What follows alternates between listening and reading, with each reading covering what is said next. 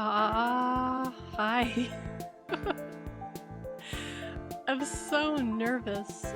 This is the most nervous I've been to stream since like ever, I think. I'll start with the hellos. Citrus, welcome in. EDL, welcome in. Aloha Gator, welcome in. Aria, welcome in. Papaya Dance, welcome in. Ulu, welcome in. Grishlok, welcome. Jason, welcome in. Also, Grishlok, thank you so much for your tier 1. And Citrus, thank you for your tier 1 as well. Murray, welcome back. I mean, wait, yes, welcome back. Yeah, because, well, also, I'm back and you're back, so it is a welcome back. Oh my god. I'm so embarrassed right now. I don't remember how to talk. I don't remember how to stream. I mean, I remember because I got OBS set up and I got, like, you know, that all put together, but let me switch over. Let me switch over. Yeah, here we go. This one.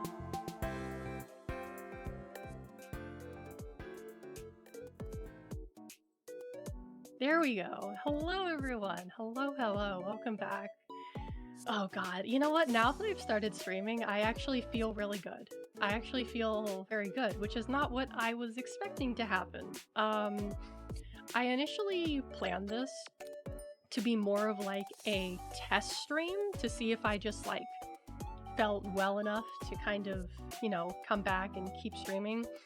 But I figured like, well, you know, instead of doing that, I should at least try to make it fun. You know, I should try to do something like a little bit, you know, I guess interesting, I suppose. And I have some fun stuff planned for us today. As you guys can probably tell, we're going to be doing a hand cam. Two things for hand cam. One of them you could probably guess is, you know, spicy sauce challenge. And the second one is a surprise. I mean, once you see it, you will be like, oh, well, that actually makes sense. That's not surprising. But like, it is a surprise because you don't know what it is. Emmy, hello, welcome in, welcome. I'm very glad that you guys showed up for me. That really makes me happy. Yeah,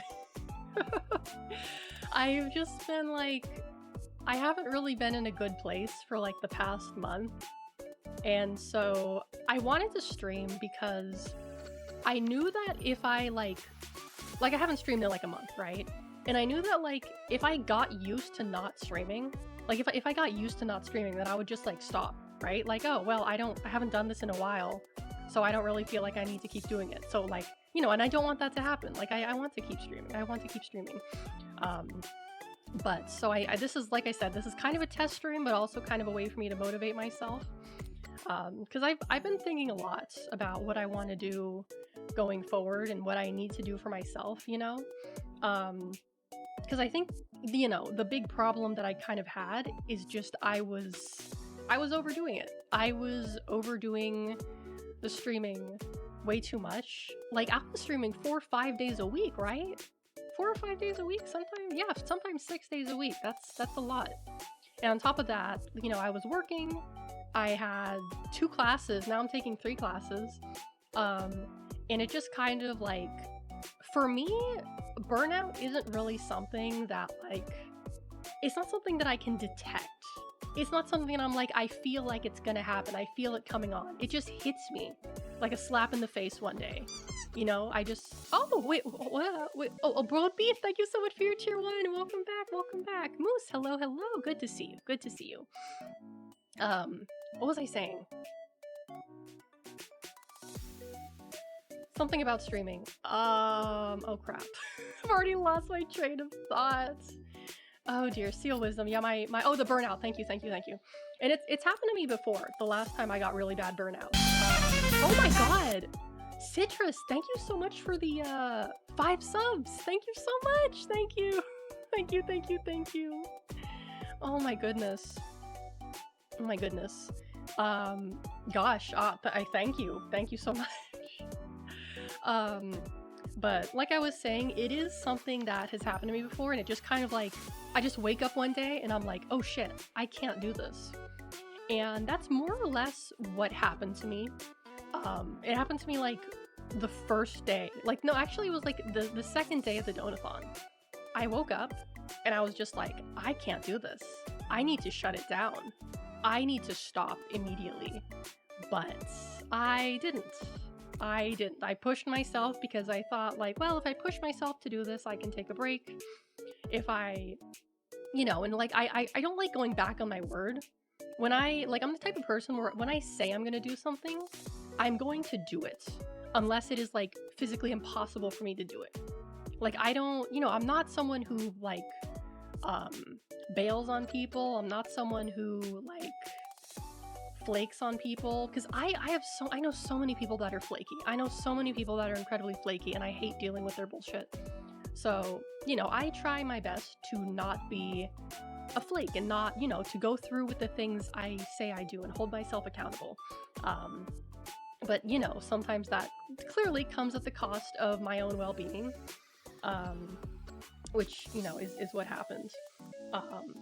And that is compounded with the fact that this time of year is generally very difficult for me, for various reasons I'm not going to get into.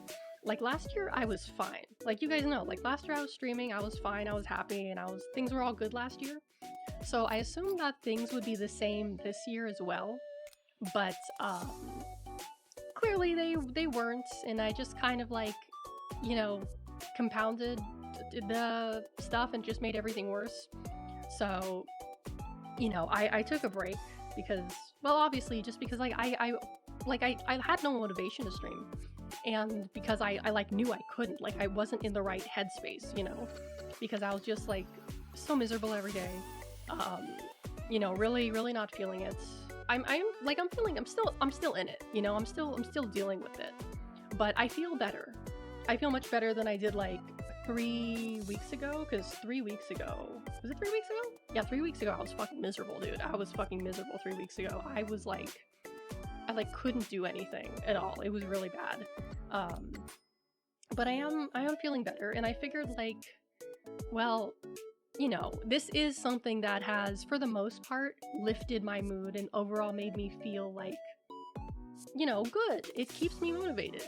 And so I figured, like, well, I should keep doing it. I should keep doing it because, like, I'm gonna be honest with you guys, that I just, like, it's been so up and down. Like, it's been so up and down. Where some days I'll be like, like, okay, I'm gonna like keep streaming, and other days I'm just like, okay, I may stop streaming. I may stop. I may not do this anymore. And it's just kind of been so up and down where some days I'm motivated, some days I'm not motivated, where I just figured, like, you know what? I need to bite the bullet and just do this so I can kind of figure this out for myself. Just do it and get it over with so I can figure out, like, is this something that I need? Is this something that's going to help me? Because, like, my anxiety... I was, like, everyone was sending me Discord messages, and I don't know, it took me, like, a week or so to respond to most of them, because I was just, like, I wasn't feeling it, and I was also putting it off, and, like, just thinking about it was making me really anxious, like, oh, I don't want to go to Discord, people are messaging me, I'm gonna have to answer messages, but eventually I just bit the bullet and did it, and then I felt better. So I feel like this is kind of the same thing. I believe in you. Thank you, I appreciate that. Because, like, I just get so... just the negative thoughts creep in a lot easier. And, this time of year, I mean, I feel like it's hard for a lot of people, but it's especially hard for me for various reasons. But, like, I knew that this would pass. Like, whenever I have episodes like this, I know that it's gonna pass. I know that it's gonna get better. I know it's just something I have to get through. And, I am getting through it. So I am, confident. I don't feel like things are hopeless. I don't feel like, there's no point in going on. I feel very, like, I have hope, that I have a path to being happy, right? Like, I have a path. Like, and I need to follow that path and do what I need to do. Ooh, hype chest. Let me open that. What do I get? What's my present? Oh, I get, like, a raving creature? What the hell is that? I don't know what animal that is. Yeah, it is temporary. And, like, this is something I've dealt with for, like, most of my life. So I know that it comes and goes. And, I've been, like, very good for, like, the past, like, 2 years. Like, I haven't felt like really depressed in like 2 years. So I was kind of like, I was kind of riding high. Like, okay, like, this is something that I don't really, I'm not really so worried about. I didn't really think that I would have like any issues, but you can't really predict these things. You can't really account for them. And there's nothing really I could have done about it. So yeah, I thank you guys for waiting for me. Thank you. I really appreciate that, because I was so afraid that people were just gonna forget about me and move on to someone else, and just kind of throw me in the bin as like, okay, I'm bored of you now. I need a new entertainer. I need a new toy to play with, but it makes me really happy to see so many of you guys here. Thank you. I really appreciate that. Let's see, let me turn this on. I think we'll get to the Handcam now, so let me check something real fast. Where is it? This one? Oh, let me move this out of the way. Yeah, that's good. You might not be able to hear me as well, but it is what it is. So let's see. I think that should be fine.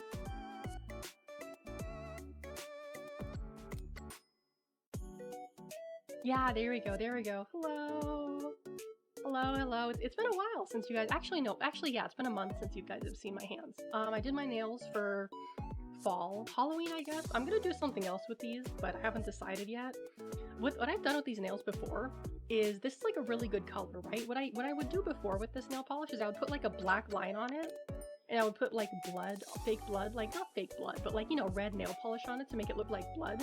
And I would, do like a Kill Bill theme. That's what I used to do with these. I don't really want to do that this year because I do that like every year. But I'm going to do something a little bit different for this. Oh, Jason, thank you so much. Thank you. Yeah, skibbity. I don't know, that's all I can say. But, today, let me move this out of the way here. I don't even know if I can really move this out of the way. It probably is just going to be in the way for the majority of the stream. Mrs. Wallace.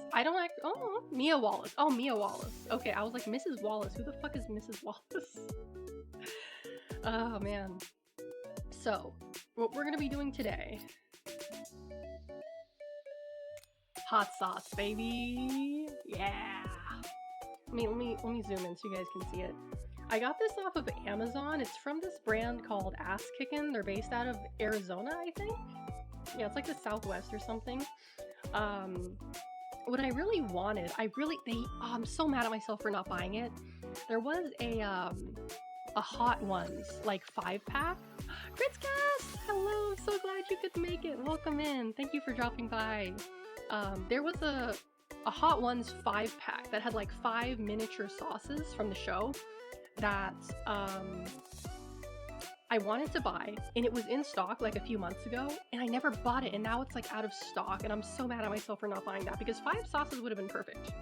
5 sauces would have been perfect. Also because I wanted like the Hot Ones brand sauces, because I assume like they're curated pretty well, right? The Peter Griffin episode? Oh, I didn't realize that had aired. I thought that was like going to, to be honest with you, I don't really keep up with Hot Ones. Like, if there's something like an interesting celebrity that I like, oh, Ariana Grande on Hot Ones, I'll check it out, but generally speaking, I don't like regularly watch it. The garlic hot sauce? Yeah, I'm looking forward to trying this one. I love garlic, I love hot sauce, so yeah. But I had to go to like Amazon to find most of the hot sauce packs, and a lot of them were too big. There's like, oh, here's 10 hot sauces, here's 15, here's like, 12, and I'm like, that's too many. That's just too many. So I found this one, which is like 8, and I think 8 is a good number. That means I can make myself 8 nuggets. 8 nuggets for 8 sauces. The only thing that kind of like worries me about these sauces is that there's not really a whole lot of diversity in ingredients. Like, let's take this bacon one, for example. It says water, cayenne pepper, tomato paste, vinegar. Like, it all has the same base. Water, pepper, tomato paste, vinegar, sugar. Like, let's try the roasted garlic.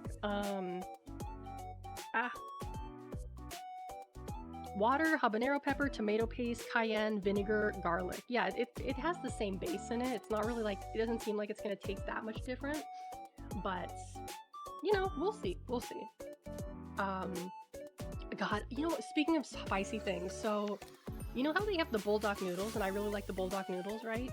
So they have a yeah, the bacon. I don't really get this one, the bacon. Like that's such a weird flavor. It says just like bacon flavor in the ingredients, and I'm like, what the hell is bacon flavor? What does that mean? What was I saying? So there's a bulldog fried rice now. And I tried the fried rice. They have the carbonara fried rice, which doesn't really make any sense to me, but I tried it. It did not taste like the noodles. It was oh my god, it was intolerably hot. It was intolerably spicy. Like I was like cooking it and I was like, "Oh, this looks really good. It's got like a nice red color." Um it looks really good. And I got a spoonful of the fried rice. I put it in my mouth and I'm like, "Oh, this isn't so bad." I get a second spoonful. And as I bring it to my mouth, I'm like, "Oh no." And I feel it like the back of my throat just burning, burning, burning, burning, and it's like slowly like coming up, right? And I had a glass of milk with me. I had a glass of milk with me, and I'm like chugging on that thing, and I'm like, this is not enough milk. The milk isn't helping.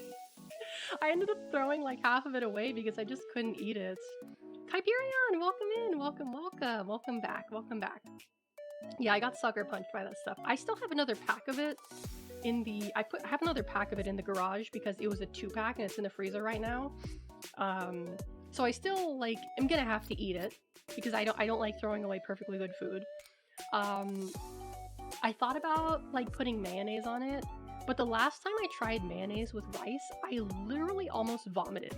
It is an awful textural experience. Like some people like it, but like, oh my god, it's nasty. It's so nasty. It's awful. And so I've been trying to think of a way to make it like less spicy, and like I can't think of a way to make it less spicy. Like, I don't know, put it in a bowl of milk and eat it like cereal. I don't know. Yeah, some hots seem maliciously crafted. Oh yeah. I'm quite worried about the ghost pepper and the Carolina Reaper pepper, because they even have a warning on them that says, caution, extremely hot. I don't know if you can see that. Not really.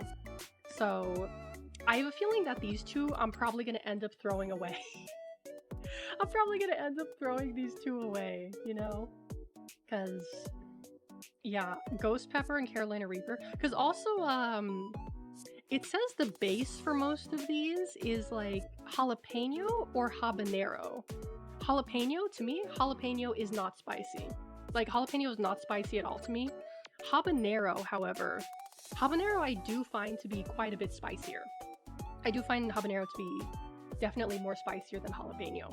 I like it, because it's like, it's spicy, but it's still good. But jalapenos, I don't understand people who say that jalapenos are spicy, because they're not. Like, there's a little bit of like, ooh, like a little bit of like funkiness to them. Like, ooh, okay, there's a little flavor, a little pop in there, you know? But like, in terms of them being intolerably spicy, like, no. They're not. Like, I could eat like a whole fucking jalapeno and nothing would happen to me. That's how hardcore I am. I can eat a whole jalapeno. That's how fucking hardcore I am, guys. I can eat a whole fucking jalapeno. The cayenne one is probably not going to be that spicy because I don't find cayenne pepper to be that spicy, to begin with. So, yeah. So I guess what I have to do now, I have to turn on the air fryer and let that heat up, and then I have to make some nuggets.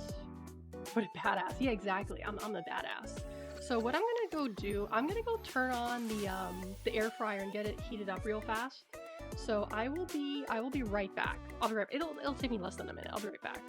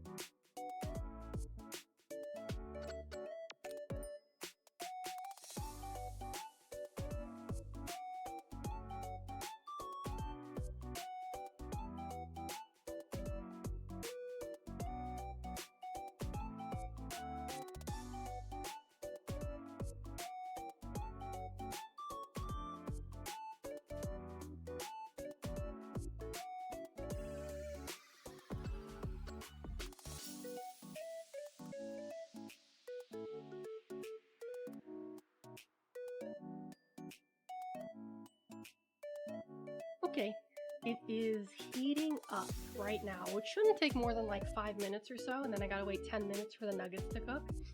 What is an air fryer? To be honest with you, I don't know. Where's your scroll lock key? What is scroll lock?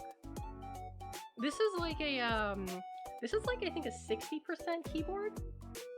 It's like a 60%, I think. 60 or 60 something.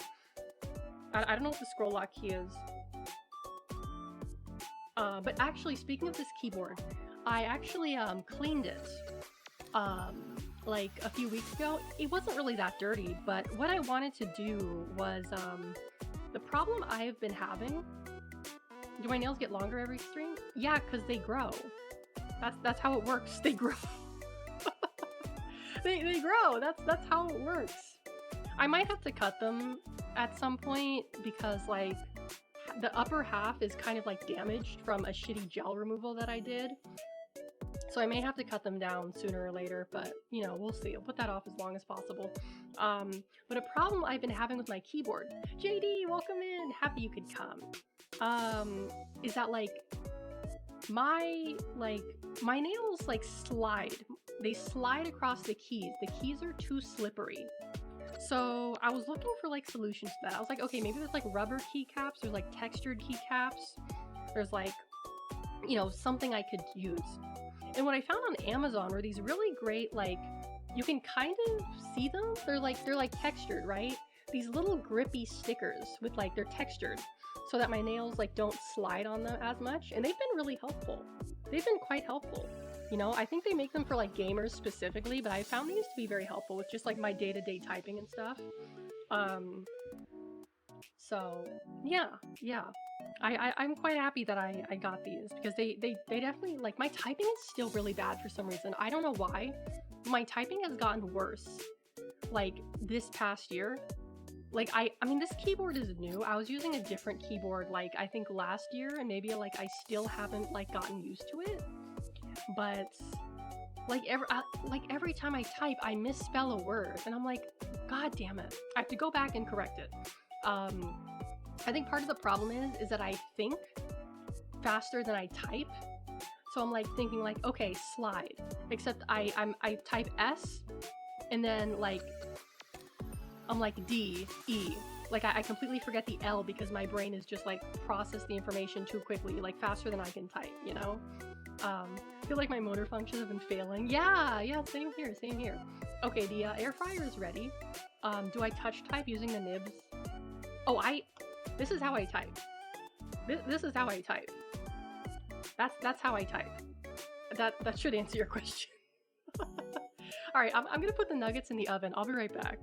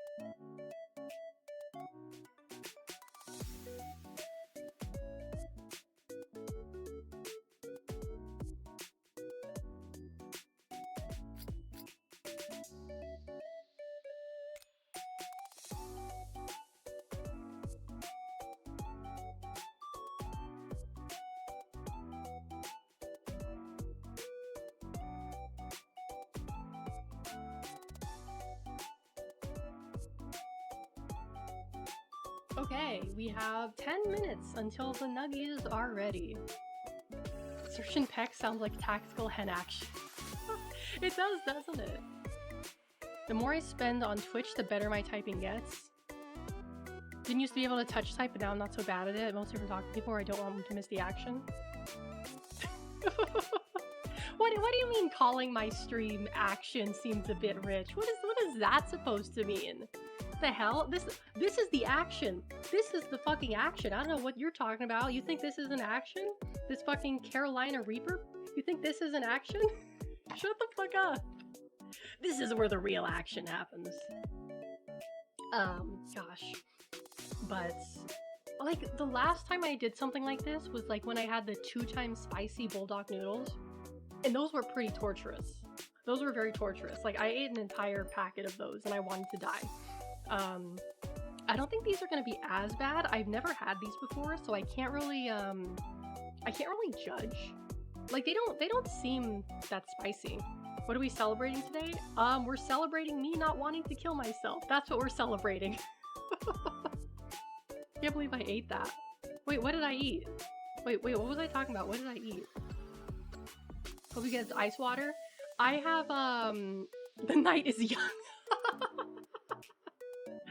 Oh, I have water. I have my water bottle. I'm gonna grab, like, when I get the nuggets out, I'm gonna grab a big glass of milk, too, because I think I am going to need it. Well, I know I'm gonna need it. I know I'm gonna need it. So I'm gonna get that as well. Day one of not wanting to kill myself. Let's go. Yeah, basically. Let me see. If I move this over here, does it take up more or less space? It doesn't really seem to make a difference, to be honest with you. It doesn't really make a difference. I guess it gives me like a little bit more space over here. Which, I mean, you can see my microphone over here, but it's fine. It is the way it is. But I've been like keeping up with stuff. I am like so fed up with Twitter right now because like I'm just every single day. The only thing I want to see on Twitter is VTuber posts and seals and other cute animals. Every single day I have to scroll past so much political bullshit from like everyone, you know? And it's like I'm so sick of it. Yeah, I'm not going to that piece of shit website. I would honestly rather just delete my Twitter altogether than move to another website. Because, like, to be honest with you, I'm probably going to, like, change the way I use Twitter going forward. Himbo, how's husband? Welcome in, welcome.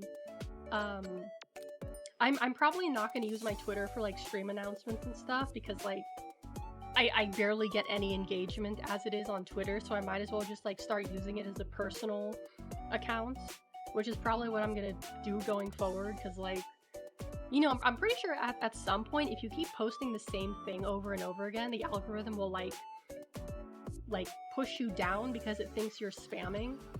And so I feel like, well, I might as well just post and retweet whatever the fuck I want. Like I don't even care anymore. I'm just gonna use that for like, not like an alt account, except it's my main account. You know what I'm saying?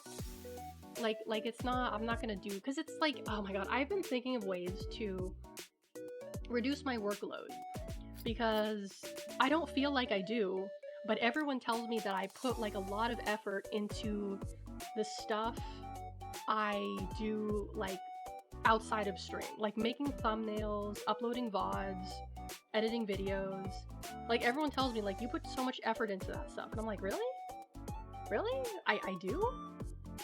Like I'm the kind of person where I'm never really satisfied with what I do because I always feel like I could be working harder.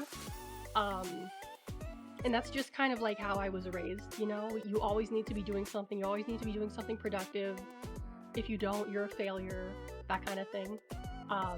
So you know that, oh god, just closed my mic. That's kind of stuck with me, right? That's kind of stuck with me. Bought a shelf from IKEA. I have it laying flat on my desk with a keyboard and mouse on the shelf. Oh, I see what you're saying. Because what I've been thinking for this desk is to get like one of those, like, you know, the compartment underneath the desk, like you slide it out, and like there's the keyboard. I've been thinking about getting one of those for my desk, but I'm not really sure if I want to invest in one of those right now. But like I still like, ew, I have something in my mouth. Hold on. Ew, what the fuck is that? And I think doing all that other stuff outside of stream has, like, I guess it's also been factoring into me being burnt out, you know? So I think I'm probably like gonna stop doing thumbnails for a while, and I'm gonna stop like editing my VODs. Because the only thing I do with my VODs, I just cut out like the first like 5 to 6 minutes of the stream so that it goes straight into me talking. And the only reason I do that is because someone complained about it one time. But you know what? Fuck them. Fuck them. I am like, oh my god. This is why I don't use YouTube, because the YouTube people are like amazingly stupid. They are amazingly stupid. Like, I got a comment on one of my VODs from like 3 months ago. Or like, longer than that, like 6 months ago. Like yesterday. And they're like, do you have a VOD channel? Brother, this is my VOD channel. Like, click on my profile. Click on the Alex Azarashi channel. It literally says right there, this is my clip in VOD channel. Are you, what is wrong with you? Yeah, gormless creatures. Oh my god, this is why I don't stream on YouTube, because if I had to deal with that on like a daily basis, I would just like, I would be raging out more than I normally do. I would be raging out more than I normally do. Like, I just, oh my god, it's like, they're just like, they have negative brain cells. Yeah, few fries short of a Happy Meal. That's a good way of describing it. Like, negative brain cells, few fries short of a Happy Meal, whatever you want to call it. Yeah, do I have a Twitch channel? Someone's gonna fucking ask me that, and I'm just gonna like, I'm just gonna fucking, I just ignore those comments. I don't answer them. Like, if you actually care, you can figure it out for yourself. I'm not spoon feeding you shit, you know? But yeah, I'm just like, there's one thing that really pisses me off is stupid questions. Like, that is one thing, like, beyond anything that makes me like feel like I'm gonna have an aneurysm is stupid questions. Like asking, like, hold on, I need to get the door, I'll be right back.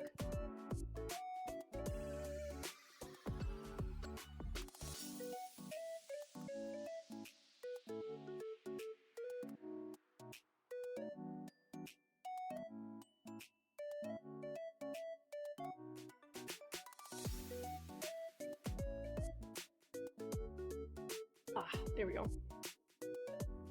I feel the same, but with stupid people at work that I must work with. Yeah. How would you even spoon feed a link that's right above the comment? I don't even know, dude. I don't even know. Like, I just like, I think of it as like going to the zoo, you know? Except they annoy me to a great degree, which animals usually do not do. She's just like me, but more productive and hardworking. When it comes to stupid people, she's just like me. Like, I feel like, I know, like, I feel bad about making people feel bad about asking stupid questions and giving them attitude for it. But at the same time, I don't. You know? At the same time, I don't. Like, I do feel bad, but I also don't. Like, yeah, that's a stupid question. You should feel bad. You should feel bad. You should take the time to think about things before you say something so dumb, you know? They deserve it. Normalize public shaming. I can get on board with that. I can get on board with that. Hell yeah. Oh gosh. Probably worth saving that energy for the stupid people IRL. Yeah, I mean, like, well, I've dealt with a fair amount of stupid people in my time working retail. Like, okay, there was this one time I was working for, where was I working? I was working in Sephora or something. And there was this lady, she was like middle-aged, like, I don't know, maybe like late 50s, early 60s. And like, I'm trying to sell her a new cleanser, right? Like the new cleanser for the brand I was working with. And it was like, it specifically had honey in it. Like, honey is honey is an antibacterial. It's good for your skin. It's good for a lot of things. Honey is very good. And so they had honey in this skincare product I was trying to sell. And I was talking to the lady about it, you know, I'm trying to sell her on it, and she's like, well, it has honey in it. Won't my skin absorb the calories? And I just stood there, and I had to hold it in. I was trying so hard not to laugh. I held it in very well, because I very calmly, I was like, I just like, how do you tell someone they're fucking stupid without telling them they're fucking stupid? I was just like, oh no, actually, that's not gonna happen, because the honey, like, it doesn't get like absorbed like that. Like that's not how it works. I somehow was able to tell her very politely that's not how it worked. But like, oh my god, how do you like? That's like some next level. Like, I don't even like. I don't think she had like she didn't. I don't think it's like an eating disorder thing. She just came from the generation in which you always need to watch your calories. But that is some like next level like ED stupidity kind of thing, you know? That person was 400 snails in a trench coat. Probably. Do they eat just gripping hard on their steak? Can't believe Dolly told you how to say Worcestershire and you still got it wrong. Worcestershire. Worcestershire. That's it, right? Worcestershire. I'm sorry, I'm American. I can't say British words. It's beyond me. No, I'm wrong. Okay. Worcestershire? Oh god, this is gonna, oh god, let's not go on this Worcester. The R is silent. You're fucking with me. Okay. Worcester. Wuss like wussy? Worcester. Worcester? I swear to god, every person I've talked to has a different way of pronouncing it. Like, you guys are giving me like different ways of pronouncing it. There's like 5 different pronunciations in my chat. Worcestershire. Worcestershire. Worcestershire. Worcestershire. Worcester. 2 syllables. Never look at a map of Massachusetts. Oh god. Is that another word I'm pronouncing wrong? Massachusetts? More like Massachusetts. No, I'm just kidding. That's mean. that's mean. I'm just kidding. Oh gosh. You guys remember the 30th anniversary PS5, which was quite a lovely piece of hardware. But yeah, you have the God-given right to mispronounce Worcester. Yeah, I do, exactly. As an American, it is my God-given right to mispronounce any word that I choose. Exactly. You get it, probably. You get it. But there was this is like old news, but I still wanted to talk about it. The 30th anniversary PlayStation 5, but it was only available in a Pro. So that's like, because you know, the Pro is like, what, $700? And I was like, no one's gonna buy that. No one's gonna buy the 30th anniversary PlayStation Pro, whatever. It sold out, apparently, within the first couple days. Granted, most of it is probably scalpers, but I'm like very surprised that anyone would be willing to pay like $700 for like a console, right? Like, that's just bonkers to me. That's crazy. I do like the controller though. The controller, I was thinking of like, oh, that'd be nice if I had it. But the DualSense 5 controller, or whatever the fuck, is such a piece of shit. I don't even want another one. Because it's just gonna have the same problem with battery life that mine has, and I don't even need 2 controllers. Like, who am I gonna play with? No one. I play games in my room by myself on my PlayStation. That's what it's for. Oh, speaking of playing games by myself, I needed like a game, like a me game, right? A game like that I could just for me to play off stream, just so I have something for myself. So I bought Disco Elysium for the Switch, which I know it's on the Switch, but listen, I have a reason for buying it on the Switch. I can't multitask on the PS5. I can't watch Twitch and play games at the same time on a PS5. It doesn't work like that. So I would have to put the stream on my phone and play the game on my PS5, or put the stream on my computer and play on the PS5. Because like I didn't want to do that because I prefer to watch things on my TV from my PS5. So I'm like, okay, I'll get it on the Switch so I could do that while I have the TV on, right? And it's so poorly optimized. It crashes. Like, if you play it for more than an hour, it crashes. It's a piece of shit. It's like one of the worst ports for the Switch I've ever had to play. Like, it's amazing how bad it is. And like, I don't know if it's just like the game in general, because I've started Disco Elysium on my other computer, and it also ran like shit on that computer. So I don't know if it's just like poorly optimized or if the game is just like bigger than I gave it credit for. Because it also takes like 5 minutes to load. Like straight up. Like when I press the game, like, okay, I want to play this game, I just have to leave it there. Like let it sit and load the game, which takes, I swear to God, it takes like almost 5 minutes. It's crazy. When it works, it's great because, you know, that is what I like about playing things on my Switch, is that I could, you know, have TV on in the background. And I got it at like a deal too, maybe like $6 because I had some points. So, you know, I think it was worth it. I think it was worth it. But yeah. People are tasty. Welcome in.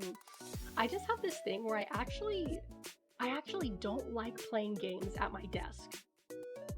Like, I hate playing video games at my desk, if that makes sense. Like, if I'm doing it on stream, that's one thing. But just like for fun, I like sitting at my desk, I'm like, oh my God, I hate this. I hate it. Not the worst game to get on Switch because it's more, yeah, that's why I bought it, because it's like a good Switch game. You know, it's not really an action game, it's more like a story RPG exploration game. Like, you don't really have like, it's not like you're doing like that kind of shit with it, right? So, you know, because it's like a little bit slower, it is a good Switch game. It's just like poorly optimized. It's just really poorly optimized. Back to what I was saying, before I got like, you know, my streaming computer, I was basically just playing games on the PS5. Like, I was basically a console gamer for a good like 3 years, and I've gotten kind of used to it because, you know, my TV is in front of my bed. I just sit in my bed and I just play video games. It's great. Like, I don't have to like sit at a desk and, you know, have to sit up and like fuck with my back that way. Because like sitting at my desk, like I work at my desk, right? I do schoolwork, I do my work here. And so like I can't relax. I can't relax when I'm sitting in like a chair. Like I just can't. Like it's the same on airplanes. I can't relax in the airplane. I can't relax if I'm sitting upright. I just can't. It's sitting upright is just straight up like unpleasant for me. Like it's not, it doesn't hurt. It's not uncomfortable. I'm not in pain. I just find it to be unpleasant, you know? Very unpleasant. So when I'm like playing like a game at my computer, I'm just like all I can think about is how I'm sitting in my chair and I'm just like uncomfortable. I'm crossing and uncrossing my legs. I'm like readjusting myself, you know, and all this shit. And I'm just not comfortable. You know, I'm just not fucking comfortable. Yeah, I cannot sleep unless I am horizontal. I cannot sleep if I'm sitting up even a little bit. I need to be completely horizontal in order to sleep. That's just me. But that's pretty much my deal. But let me line these up actually. Let me line these up so these aren't like. There we go. I'm gonna put the milk here as well, but let me just get these out of the box so I can get the box out of the way.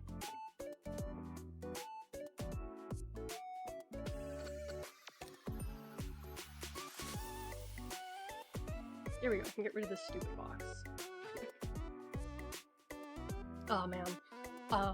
But, you know, I actually, I played some games with some friends while I was gone, which is not something, I usually do.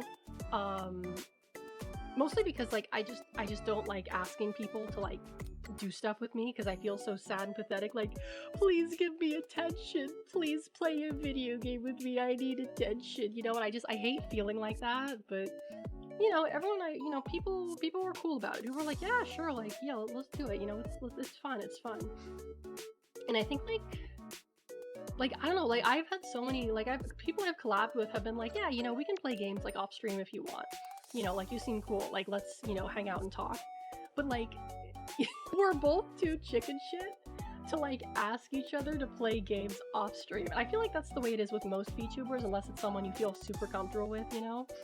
It's well, you know, they're probably busy. They're probably too busy to, you know, play a game with me, and I don't want to disturb them. So, you know, I'm just I'm not gonna talk to them, which I think is how it is for the majority of a large majority of VTubers, or people just are just on the content grind. You know, they just want to make content.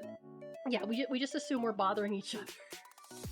that's the problem with you know, being an introverted streamer, which I feel like a lot of streamers are. I saw this post on Twitter that basically said You don't make friends as an introverted streamer. What happens is you get adopted by an extrovert. And I'm like, yeah, that's pretty much what happens. I get adopted by people who are like slightly more extroverted than me. And I'm just like, okay, like I'm fine with this. Okie dokie, we're friends now, yay. That's basically just how it works, because like getting two people with like the same like shy and quiet personality type to do anything together is like, it's not easy. It's not easy. They will just sit there in silence waiting for like each other to say something or do something. So like, someone has to be like there to like, I guess be the person who like gets them like the icebreaker. Someone has to be the icebreaker. It's funny because the person I feel like who adopted me the most is Ronan, but she's not even like, she herself has like said that she's not really that much of a social person, which I find to be like, I don't believe her. Like, she's like, oh no, I'm actually like a really introverted person. And I'm just like, really? Really? I don't believe you. But, alright, that's how she sees herself, that's how she sees herself. But, make a play date for some time in the future, that way neither of you will be interrupting your plans, because hanging out with them will be your plan. Yeah. And I mean, like, I don't know, like, some people have very open schedules and some people have very busy schedules. Like, for me, before, like, the only time I could play video games was when I was streaming, right? Like, if I wasn't streaming, I was working or I was resting. Like, that was the only time I had to play games. But, now that I've had more free time, I feel, a little bit more comfortable asking people if they want to, like, hang out and do stuff, I guess.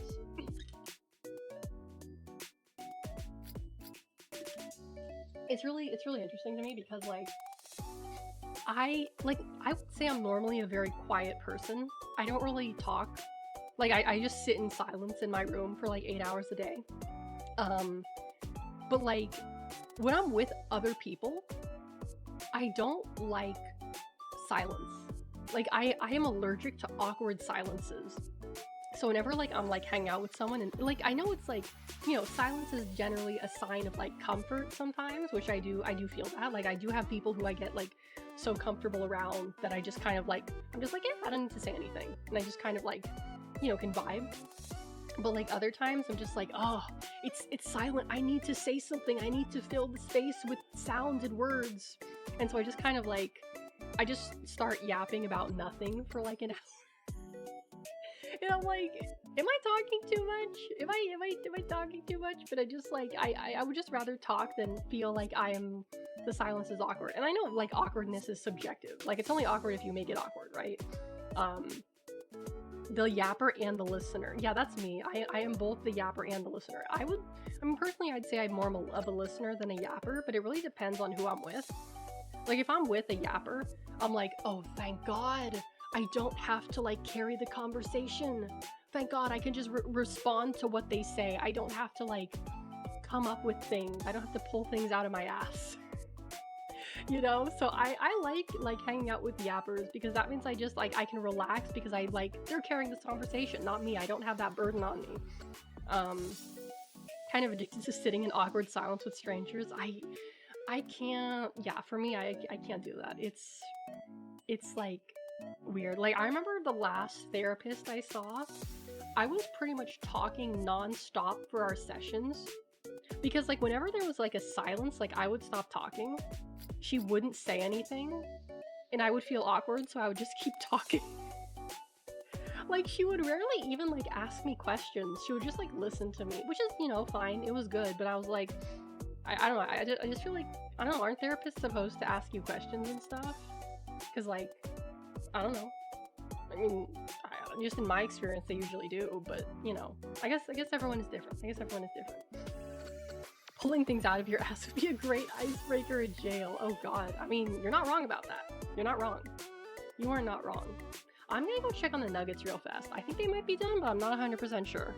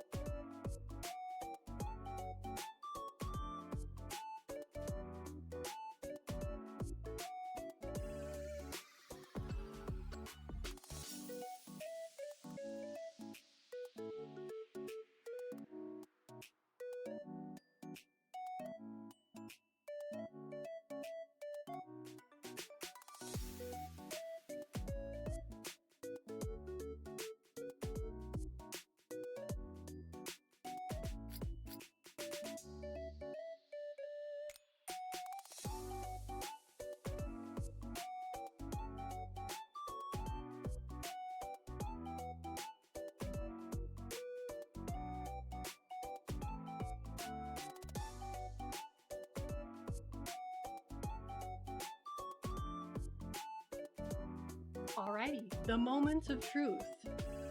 The moment of truth. I think I remember Alex telling us a gross jail fact. No, that never happened. What are you talking about, Papaya Dance? I don't even know any gross jail facts. What? I've never even been to jail. Why would I know gross jail facts? What are you talking about?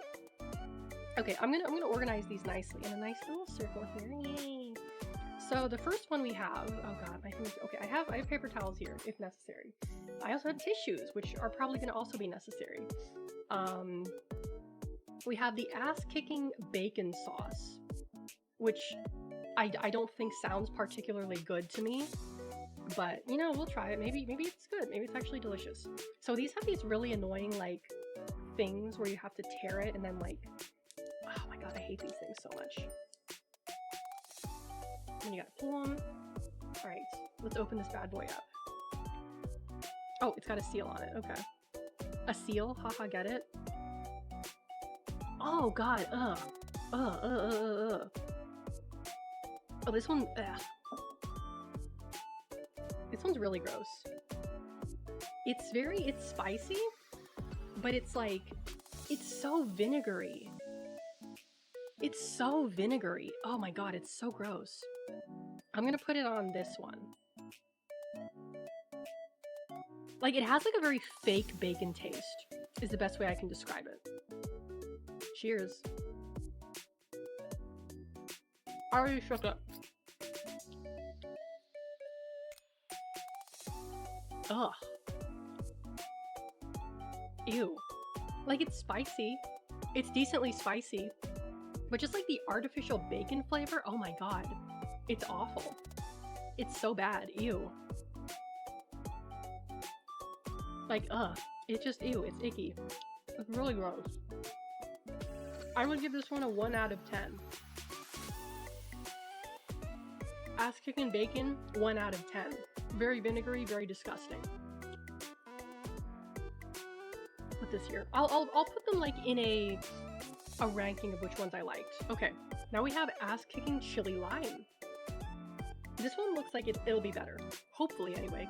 Because if there's one thing I don't like, it's vinegary hot sauces. I really do not like vinegary hot sauces. That's why, like, I don't like a lot of hot sauces because, oh Christ, it's so vinegary. And I don't like, I just think it's icky. I may need scissors to get this off. Give me a minute. Oh, I know what I can do. Hold on.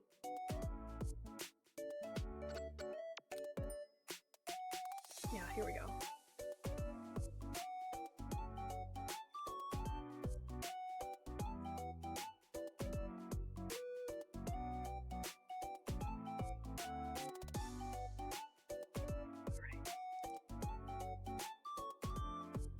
There we go. Oh, come on, please? Okay, fine. I give up. This is annoying. Christ, this is obnoxious. Can I at least peel this back and get into the sauce proper? Oh my god. There we go. It's the best I can do. So, ass-kicking chili lime.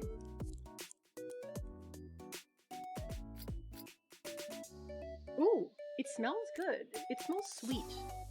It smells quite sweet. Okay. Ooh, it's very liquidy. Much less thick than the other one. Cheers. Okay. Okay.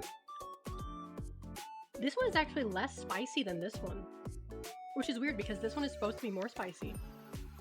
This is actually not bad. This is not terrible. Oh yeah. Yeah, not that bad, not that bad. Good. Has a nice kick to it. But it's not like super... It's definitely very citrusy. I prefer thicker liquid sauce. Oh, I like a thick sauce. I like a thick sauce. I'm a thick sauce person. This is good. I'd give this one like a 7 out of 10, honestly. Like, it's lacking something, but it's still pretty good. Still pretty good.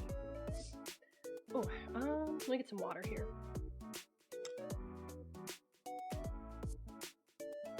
Hotter than sriracha or less? I would say less spicy than sriracha.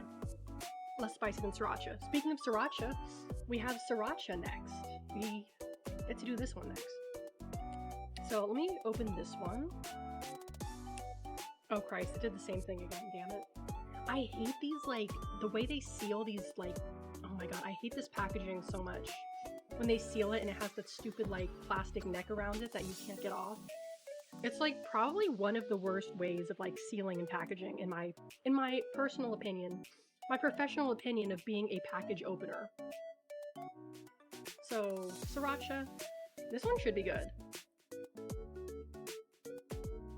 Ooh, it's thick. It's very smoky, too. Very, very smoky. I'm not used to having this sriracha that's that smoky. Oh wow, it doesn't even want to come out. It's thick like molasses. Oh, there we go, there we go. Okay. Let's try it.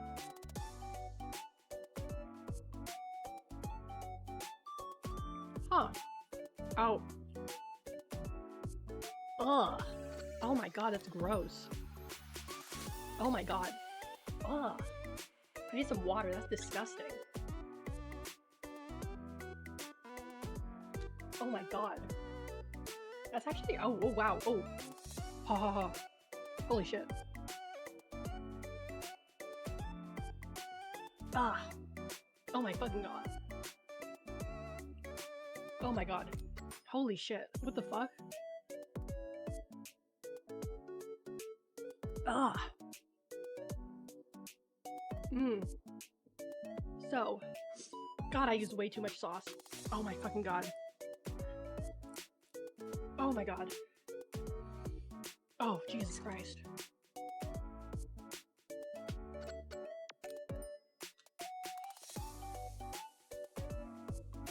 Okay. That's really spicy. Holy fuck.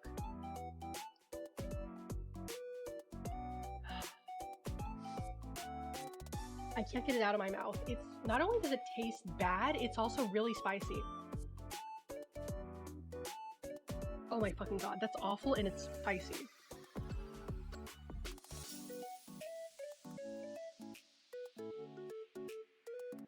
Copadot, hello, welcome in. Glad you could make it. Oh my god. So not only does this taste bad, it's also it's really spicy.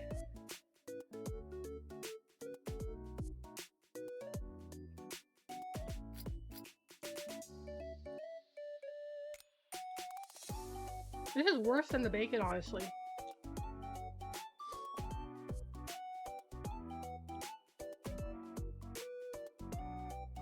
I need another glass of milk at this rate. Oh my god. Oh, fuck. That was like the type of spice that lingers in your mouth. Like, it's still there. It's very painful. Oh my god. God, that's terrible.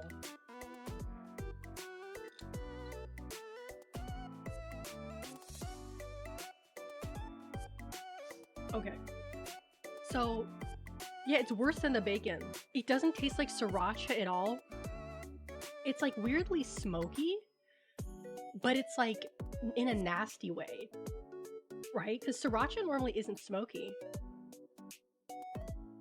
And the spice just like sticks to your mouth. It sticks to your mouth. I can't get it out. What's in here? Jalapeno, sugar, salt, garlic, vinegar, potassium benzoate, and xanthan gum? What the hell? All this from jalapeno? But jalapenos aren't spicy. What the hell? Maybe it's because it's like condensed. Oh my god.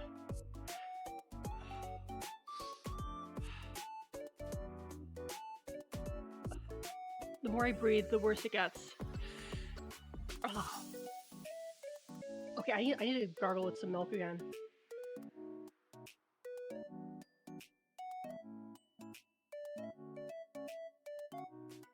You know what? I'm gonna do something. This plate is a little bit reflective, so I'm going to put these on here. I'm gonna put these on here.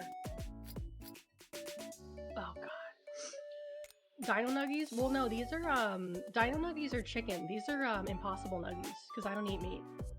These are the Impossible Nuggies, or, yeah, it's the Impossible Nuggies. They're pretty good. Okay.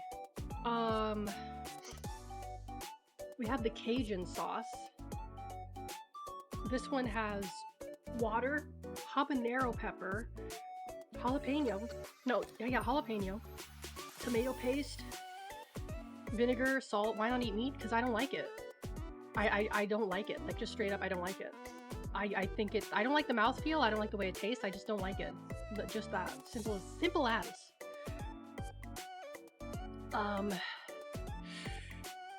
Fresh garlic, black pepper, white pepper, onion powder.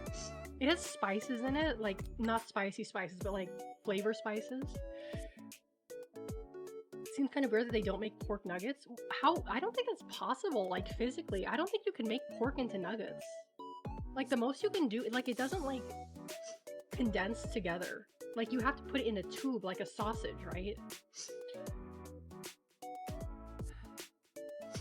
Okay, I'm feeling a little bit better. Feeling a little bit better. Oh dear God.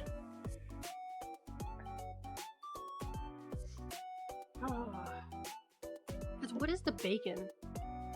Oh, the bacon is cayenne. Okay. And this is like, yeah, this is jalapeno, and this one isn't spicy. So why was the sriracha more spicy than the? They both have jalapeno in them. Do it with fish. I could do fish sticks, but like, hot sauce with fish sticks. I don't know about that. I don't know how I feel about that. I just prefer the Impossible ones, to be honest with you. Okay, this is the Cajun sauce. Oh dear. Oh, Shallow Girl, welcome in. Okay. I mean...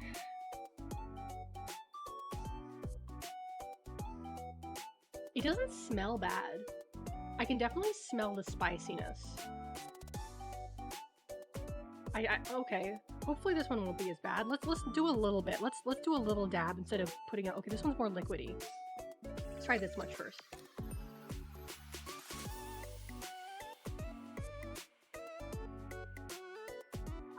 Okay. That was not terrible. That was not so okay. That's not terrible. I can put some more on here. It's still very vinegary. Very, very vinegary, which I don't like. Oh, Citrus, thank you so much for gifting a sub. This is not spicy. Like, I mean, maybe it's because my mouth is fucked from the sriracha, but this is, like, not spicy.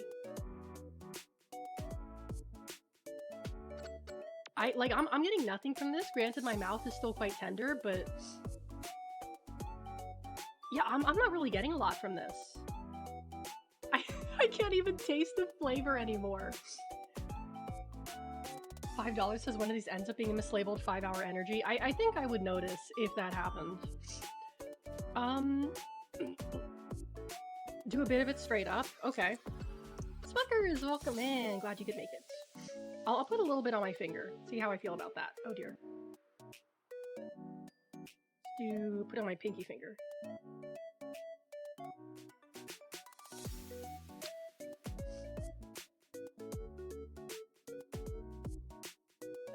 I mean, it's a little bit spicy. It's a little spicy, but I'm not getting that much, even in terms of the flavor. Which of these comes free in lunch, please? None of them, I don't think. I'm not, like, it's not bad, but I also can't really tell, like, it doesn't taste interesting to me. It doesn't taste interesting. I'm gonna give this one, like, a 3 out of 10. 3 out of 10, because it's, like, it's kind of boring, to be honest with you. Like, Cajun stuff is usually spicy, and that's not. So I don't know what the deal with that is. Now we're on to the original sauce. So look at the color. This is like pretty red. This one has habanero pepper. Wait, wasn't this one habanero as well? Yeah, this one is also habanero. Habanero pepper, tomato paste, vinegar, crushed serrano pepper, food starch, salt, fresh onion, fresh garlic, and spices. Okay. Alrighty. Oh, this one came off much easier.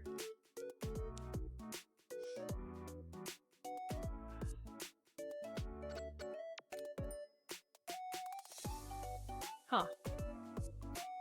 Let me put a little bit on my finger first. Very liquidy, okay.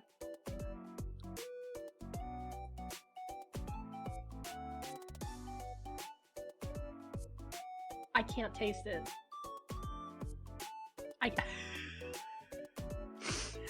I think this stuff really fucked me up because I genuinely cannot taste it. I genuinely, like, cannot taste it.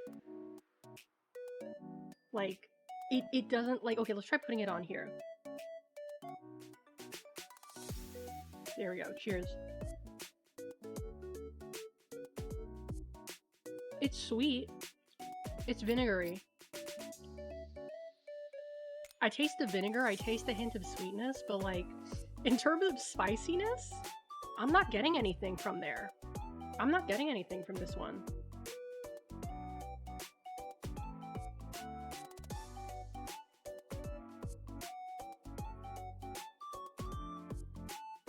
It's okay. I guess. I'll give this one a 4 out of 10. Alex drank the mouth-erasing juice at 3 a.m. Oh dear. Alrighty. Well, we've got... Yeah, they're not really... I mean, it could be because I got fucked up by this one, but... Yeah, I don't know what the deal is. I'm gonna have a little more sip of milk. Alright, we got 3 more. Roasted garlic. This one I'm very excited for. This one I'm quite excited for. Jalapeno pepper, tomato paste, cayenne, vinegar. I just wish these didn't have vinegar in them. I hate vinegar. Roasted garlic, xanthan gum spices. I'm not a vinegar lover, especially in hot sauce. I do not like vinegar-based hot sauces.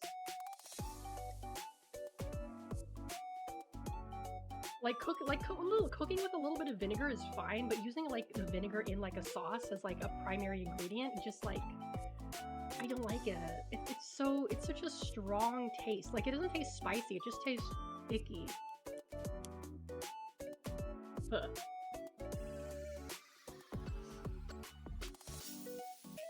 Oh, for God's sake. Still trying to open this one, by the way. Oh dear.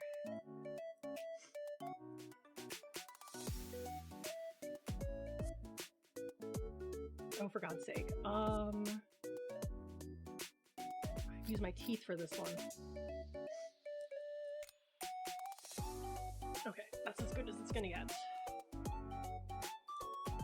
There we go. Give this one a shake. Not a pickle enjoyer. I do not like pickles. No, I do not like pickles at all. Oh, this one smells good. This one, it still smells vinegary, but not terrible.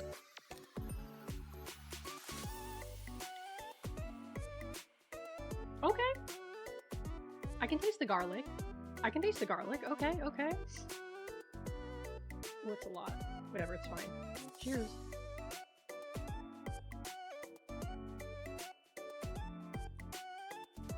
It's not really spicy. Like, there's a little bit of spice there. There is some spice to it, but compared to the other one, it's not that spicy.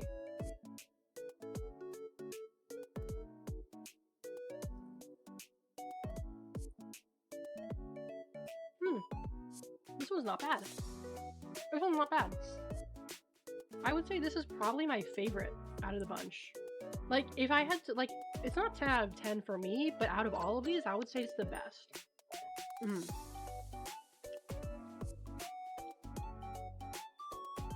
Alright. Now we're on that crazy shit. We're on that ghost pepper shit. I'm not looking forward to this, to be honest with you.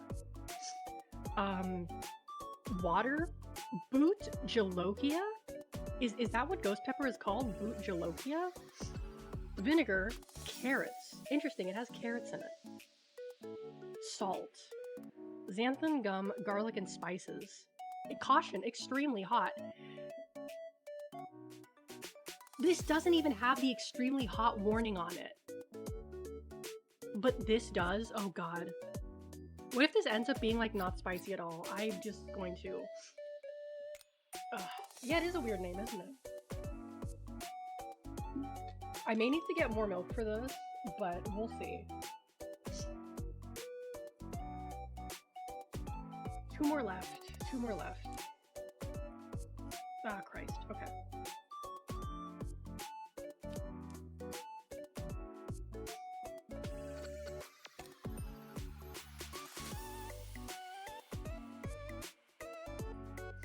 Yeah, the issue with a lot of spicy hot sauce is they have no flavor. Yeah, I can agree with that. I can agree with that. Oh Christ, I'm just fucking up my nails doing this at this point. Alright, this is probably fine.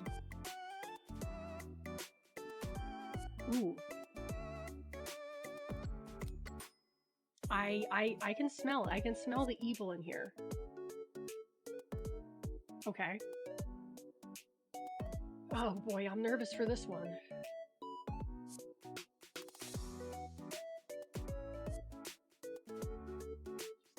Just a little bit, just a little bit, that's too much.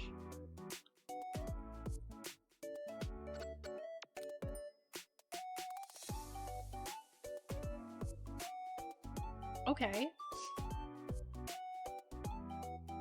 Okay, I'm feeling it. I'm feeling it. Like, it's in my throat. It's a different type of spicy than this one. It's a completely different type of spicy. I think I could do this. I think I could do this, honestly. I've never heard someone say they could smell the evil outside of a restroom. I think I could do this. Let's not use too much, however. Yeah, let's just do this much.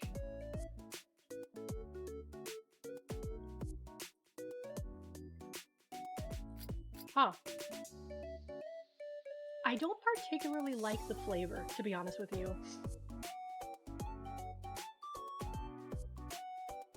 It's spicy.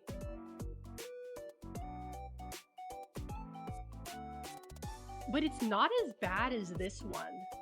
I don't know what the fuck they put in this, but this was worse than this. And this is fucking ghost pepper sauce. What the hell? Did I just get like a weird fucked up batch?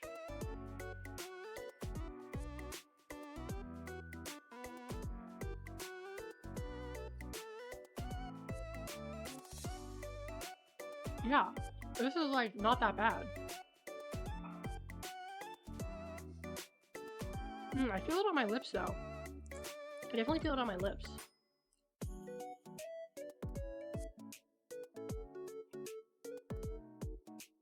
I'm gonna have to retry these, like in a day or two and see if they're still like, if they act, because like I can't taste anything. Like I feel the heat on my tongue, but, oh, hold on. Oh, it's rising. Oh no. Hold on. Hold on, hold on, hold on. I think I fucked up. The heat on my tongue, it's getting worse. Okay, let me have some water.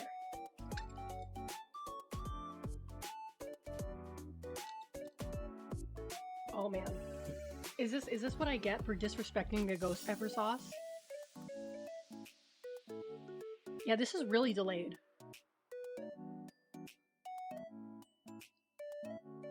Very delayed. Yeah, it heard me talking shit. I feel it on my lips a lot more now.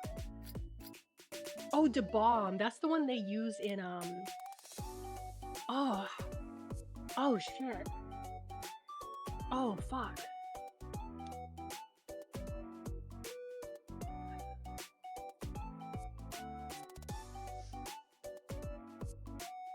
Oh, man. This was... Ooh. Like, it's marinating. It's marinating. And I can feel it. Ooh. Oh, oh man, I'm sweating. My lips are really hot. My lips are really spicy, burning, tingling. Ooh. Oh boy.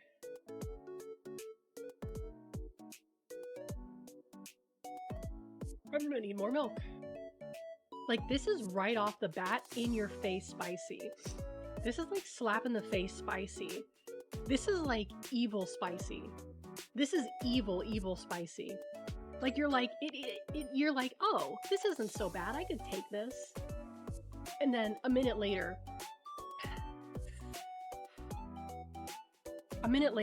it's like, oh no, what have I done? Oh, it's only composed because you guys can't hear me panting. You can't hear me panting. Oh, fuck. Okay, I need to get more milk. I need to get more milk. I'll be right back.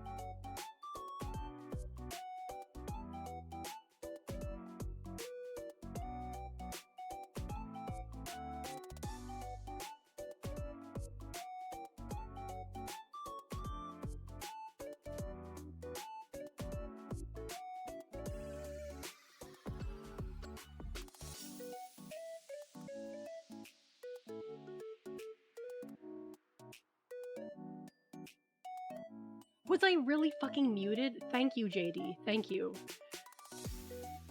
Thank you. So, what I was saying is, I'm scared for this one. I don't like the way it smells. It's very, very smoky, and it irritates my nostrils. Carolina Reaper pepper, vinegar, carrot, salt, fresh garlic. Get the ice cream. Oh, that's right. I don't have any ice cream. I ate the rest of my ice cream in the bath yesterday. I ate the rest of the ice cream, so I'm a little, yeah, I'm kind of screwed. Oh. Let's put a little bit on my pinky first. One of those days, sure is. Oh, that's enough.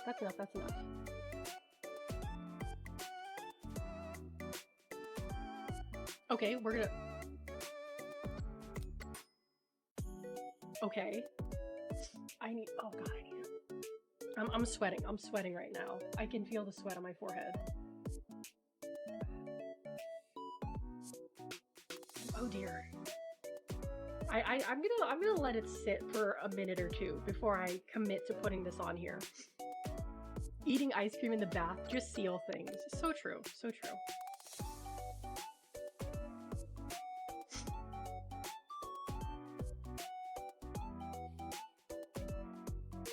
Okay. No. We're gonna let it sit. We're gonna let it sit for a little bit. Ooh, almost dropped this. We're gonna let it sit. That's what we're gonna do. We're gonna let it sit. While we're here, before I kill myself live on stream. That's a joke, by the way. I do have the surprise I was talking about at the in the beginning of stream. I'm very excited to show you guys what I bought, and I think you'll be very excited to see it too.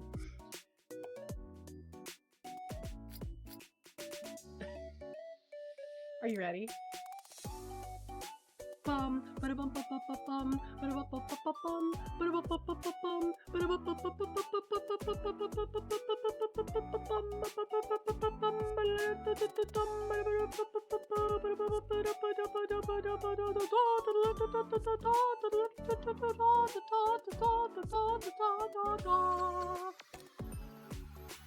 Are you surprised?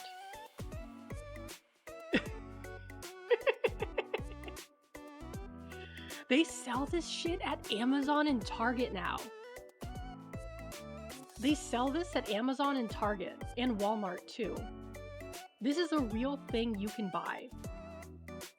Like, I'm like 8 figures you can collect. I want G Toilet. I hope I get G Toilet. So this is very fascinating to me for a number of reasons. Mostly because this is a licensed product. Trademark 2024 Invisible Narratives LLC by Bonkers Toy Company. So I don't know what this means. I don't know how it's possible to own the trademark for Skibidi Toilet, because I highly doubt the fuck boom like trademarked it himself, but you know, maybe he has, maybe he did. But yeah, surprised you're able to buy something with the age requirement of 13 and up. Yeah, so these are your options. You get cameraman, speaker woman, G Toilet, Skibidi Toilet, speaker woman, TV man, G Toilet, plunger man, and TV woman. So I'm gonna crack this bad boy open. I think the packaging might be reflective, so I might not be able to like open it on camera. Yeah, it's like metallic packaging. Yeah. I mean, it's silver packaging. Yeah. I'm not gonna be able to open this on camera. Oh, it did come with something though. It did come with something. It came. Oh, is this a poster? Is this a poster? Did I get a Skibidi Toilet poster? Yo. Oh, it's not a poster. Okay, it's just like an advertisement. Mini figures, standard figures, mystery plush, mystery stickers, exclusive lanyard, collect them all. Oh wow, that's a lot. Mystery plush, they have the plushes too. Yeah, I to be honest with you, I would have loved a Skibidi Toilet poster. That would have been so fucking funny. Oh, because they have these really big ones. The mystery toilets, these ones are like $40 though. They're like $40 fucking dollars. Also, I think, my mouth is cooled down. So I think I'll be able to handle this. I think I'll be able to do this one, Carolina Reaper. I mean, maybe I shouldn't say that. Maybe I shouldn't be overconfident, because you saw what happened to me last time. Let's put a dab. Just a dab, just a dollop, just a little dollop, if you will.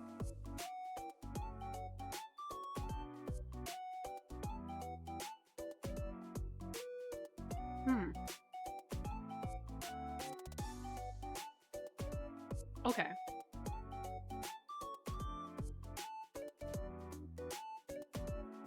I'm gonna give it a minute. In the meantime, I will open my Skibidi Toilet mystery blind box and see what I get. I'm very excited for this, in case you couldn't tell.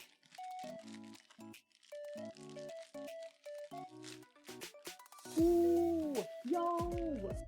Oh shit! Oh, dude, look at this. I got TV guy. Look at this. He's got a little winky face. Yo. Check this thing out. Oh shit. Oh, there's a little bit of like, I don't know if you guys can see, there's like this little bit of like There's like a little edge here from when like they, God, you can't see it all, can you? Hold on. There we go. See the back of his shoe? The back of his shoe has like something on there, like a piece of plastic. That's a late story character. TV Man is honestly kind of like pretty early, I think. His arms move! His arms move! Oh my goodness! Oh, and his head moves too! Oh my goodness, oh my goodness, oh my goodness, oh my goodness, oh my goodness. You can make it backwards, holy shit. Oh my goodness. There's like a little bit of like, you can see this here, this little bit of plastic, so these aren't particularly well made. They're not particularly well made. This costs like $15, I think. $15, I think. Cameras and toilets and speakers and TVs. Yes, but I would say off the top of my head, I would say that this TV people don't really show up until like around episode 30, I want to say. I could be wrong. Time to consult the Skibidi Toilet Wiki. Oh, where's my mouse? Oh my, come on, wake up, wake up. Skibidi Toilet Wiki. Let's see here.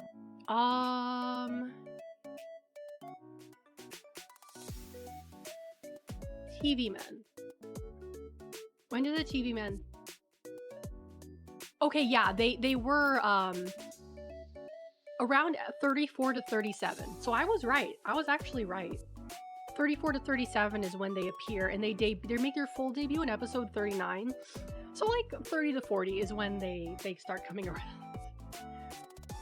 So don't you know there's like almost 80 episodes of Skibidi Toilet now? There's like almost 80 episodes. Yeah. I'm gonna put this guy here. I'm gonna put this little guy here. You guys can't see him, but he's gonna be watching me.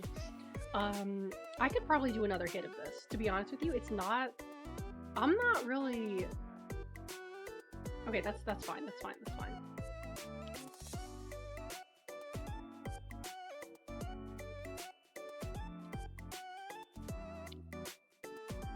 Okay. Huh. Oh, the Empire. Thank you for the posture check. Welcome in. Alrighty. It's spicy. It's hot. But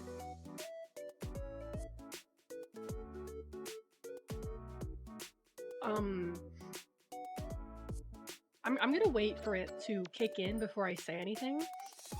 But so far, nothing has been worse than the sriracha one. This is not only extremely spicy, it's also extremely disgusting. It just straight up tastes bad. Like, I don't know, what the fuck do they put in here? It's jalapeno. Jalapeno isn't that spicy, so I don't know why this one was so spicy to me. It's weird because there's so many of these other ones. Chug the whole thing, that would kill me. That would kill me. And I'm trying not to kill myself today. The use by date? Yeah, it says 25. 25. I don't know if you can see. It says like 25 on there. See? 25. Which has been the tastiest? Oh, the tastiest has been the roasted garlic. The roasted garlic has absolutely been the tastiest so far. These ones down here have not been very good, but these ones up here have been pretty good, I would say. Pretty good. I mean, the ghost pepper is like subjective because like these taste exactly the same. They taste exactly the same. I really taste no difference between these two. And I think there must have been some kind of like, they must have screwed something up in the factory because there's no way that this is spicier than the ghost pepper and the Carolina Reaper. Like, did these get mislabeled or something? Like this might be mislabeled because like this was like, I was like freaking out. This was really spicy. Like I think they must have mislabeled them because there's no way. There's no way that's supposed to be that spicy. It doesn't make any sense. Let's see. Can I have Skibidi Camerahead Man like hold the sauce? No, his head is blocking it. Yeah, his head is blocking it. It just falls off. I don't know if I'm gonna do this with this little guy. I'm kind of sad I didn't get G toilet, but TV head is also pretty good. TV head's also pretty good. Ah, oh man. But like I can't stop thinking about how much this fucked me up. Like, let me smell it. This one smells spicy. It smells like, just like, it doesn't taste good. It's smoky in a gross way. And it's like it's like insanely spicy. I don't understand what's going on with this one. It must be mislabeled. It's gotta be mislabeled. Either that or these are really watered down. Which I think they might be, because it goes water, boot jalokia, vinegar, carrot salt. So it's like they seem pretty watery to me. So I think these are pretty watered down. I think the bacon one was the worst. The bacon one was the worst in terms of flavor. The sriracha one was the worst in terms of like spiciness and taste. Like, if I had to choose between these two, I would choose the bacon, because at least the bacon won't like burn my mouth, you know? Let me, how am I gonna put this? I'll just put this down. So I would say in terms of spiciness, we have this one. The thing is I cannot tell if these are spicy because my taste buds have just been like burnt by this thing. So I can't tell if these are spicy or not. I genuinely can't tell. I really can't tell. Like, least spicy was probably like the bacon or the Cajun, I think. The original was okay. These ones were like, they were a little bit spicier, but like they weren't like intolerably so. But would I recommend these hot sauces, these ass-kicking hot sauces? To be honest, no. They're not very good. They're not very good. How much did the set cost? It was like $20 on Amazon, I think. Like 25 bucks on Amazon. Because the set I wanted was like a 5-pack from Hot Ones, and that one sold out. I really wanted to try the Hot One sauces, but they only had like these huge like 10, 12-piece sets that were like $130. Or they had like a 3-pack. Or the sauces individually. So I just picked, this was like $25 off of Amazon, whatever. But yeah, one of the complaints I heard about these sauces is that they all taste the same. And they do. They all taste almost exactly the same. Except for like the spice level is different and some are worse than others. Like the bacon is pretty bad. The sriracha was pretty bad in terms of like taste. But like the spice level is like extremely different. Like, I don't particularly like these sauces because these are definitely very, very vinegary. And I do not like a vinegary hot sauce. I hate a vinegary hot sauce. Like, I can do with like, you know, sriracha. I like sriracha. Because sriracha is very light. It's usually pretty thick, I think. Frank's Red Hot. I'm okay with Frank's Red Hot. Frank's Red Hot isn't that bad. I don't think it's as vinegary. But, what's the one I really don't like? Is it Chola? I think Chola is the one I really don't like.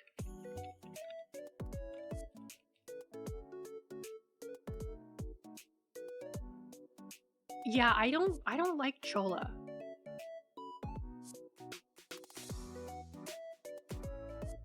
What are the ingredients in it? Hold on. Let me look at this. You can make a better hot sauce from yourself. I think so too. I think so too. It's very lemony. Oh my god. Chola hot sauce ingredients. Water, peppers, salt, vinegar. Yeah, it has vinegar in it. No wonder I don't like it. There's actually another one I really don't like, which is weird because it tastes super vinegary, but it doesn't have any vinegar in it. It has no vinegar in it, but it tastes like super vinegary to me. Oh, what is the name of that sauce? Let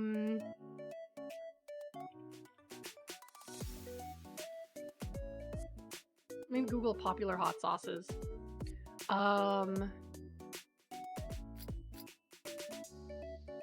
Oh, that's not what I meant.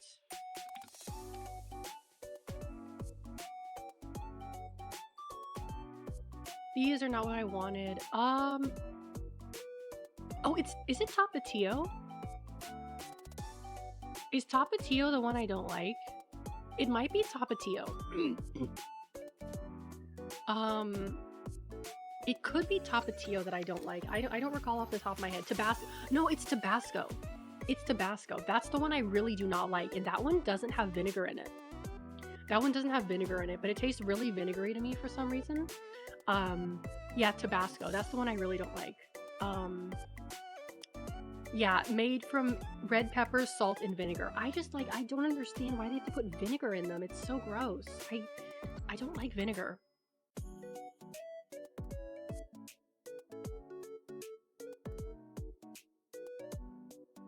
Yeah, like sriracha is very good. If it does have vinegar in it, it doesn't have a lot in there.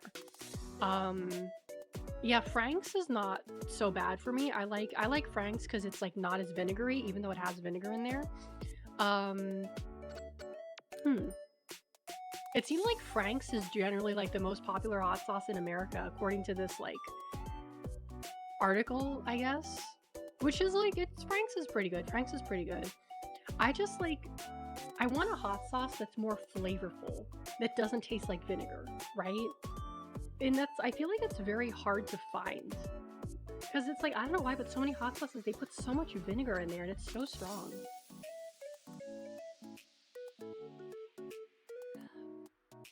But the ones I'm gonna throw away, I'm definitely throwing this away.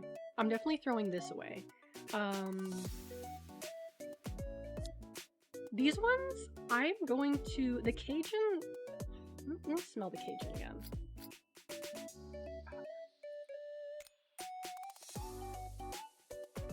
Yeah, the Cajun is really vinegary. I'm gonna throw away the Cajun. The original was like, okay. It was fine. I'm gonna save these 5 and I'm gonna throw these 3 away. Cause like, I'm not gonna eat these. I'm gonna try these ones again though. So I think what I'm gonna do, I'm gonna get cleaned up. So I'm gonna go on a little BRB. Get cleaned up and I'll be back and then we can chat some more. Sound good?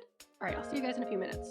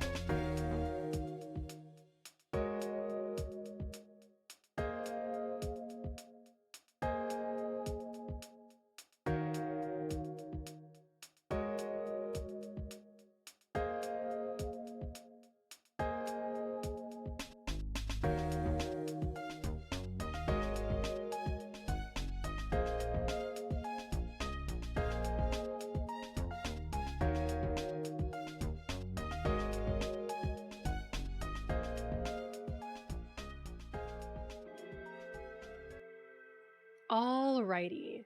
I cleaned up I cleaned up the crumbs to the best of my ability, but there's probably some I'm gonna have to clean with the vacuum tomorrow.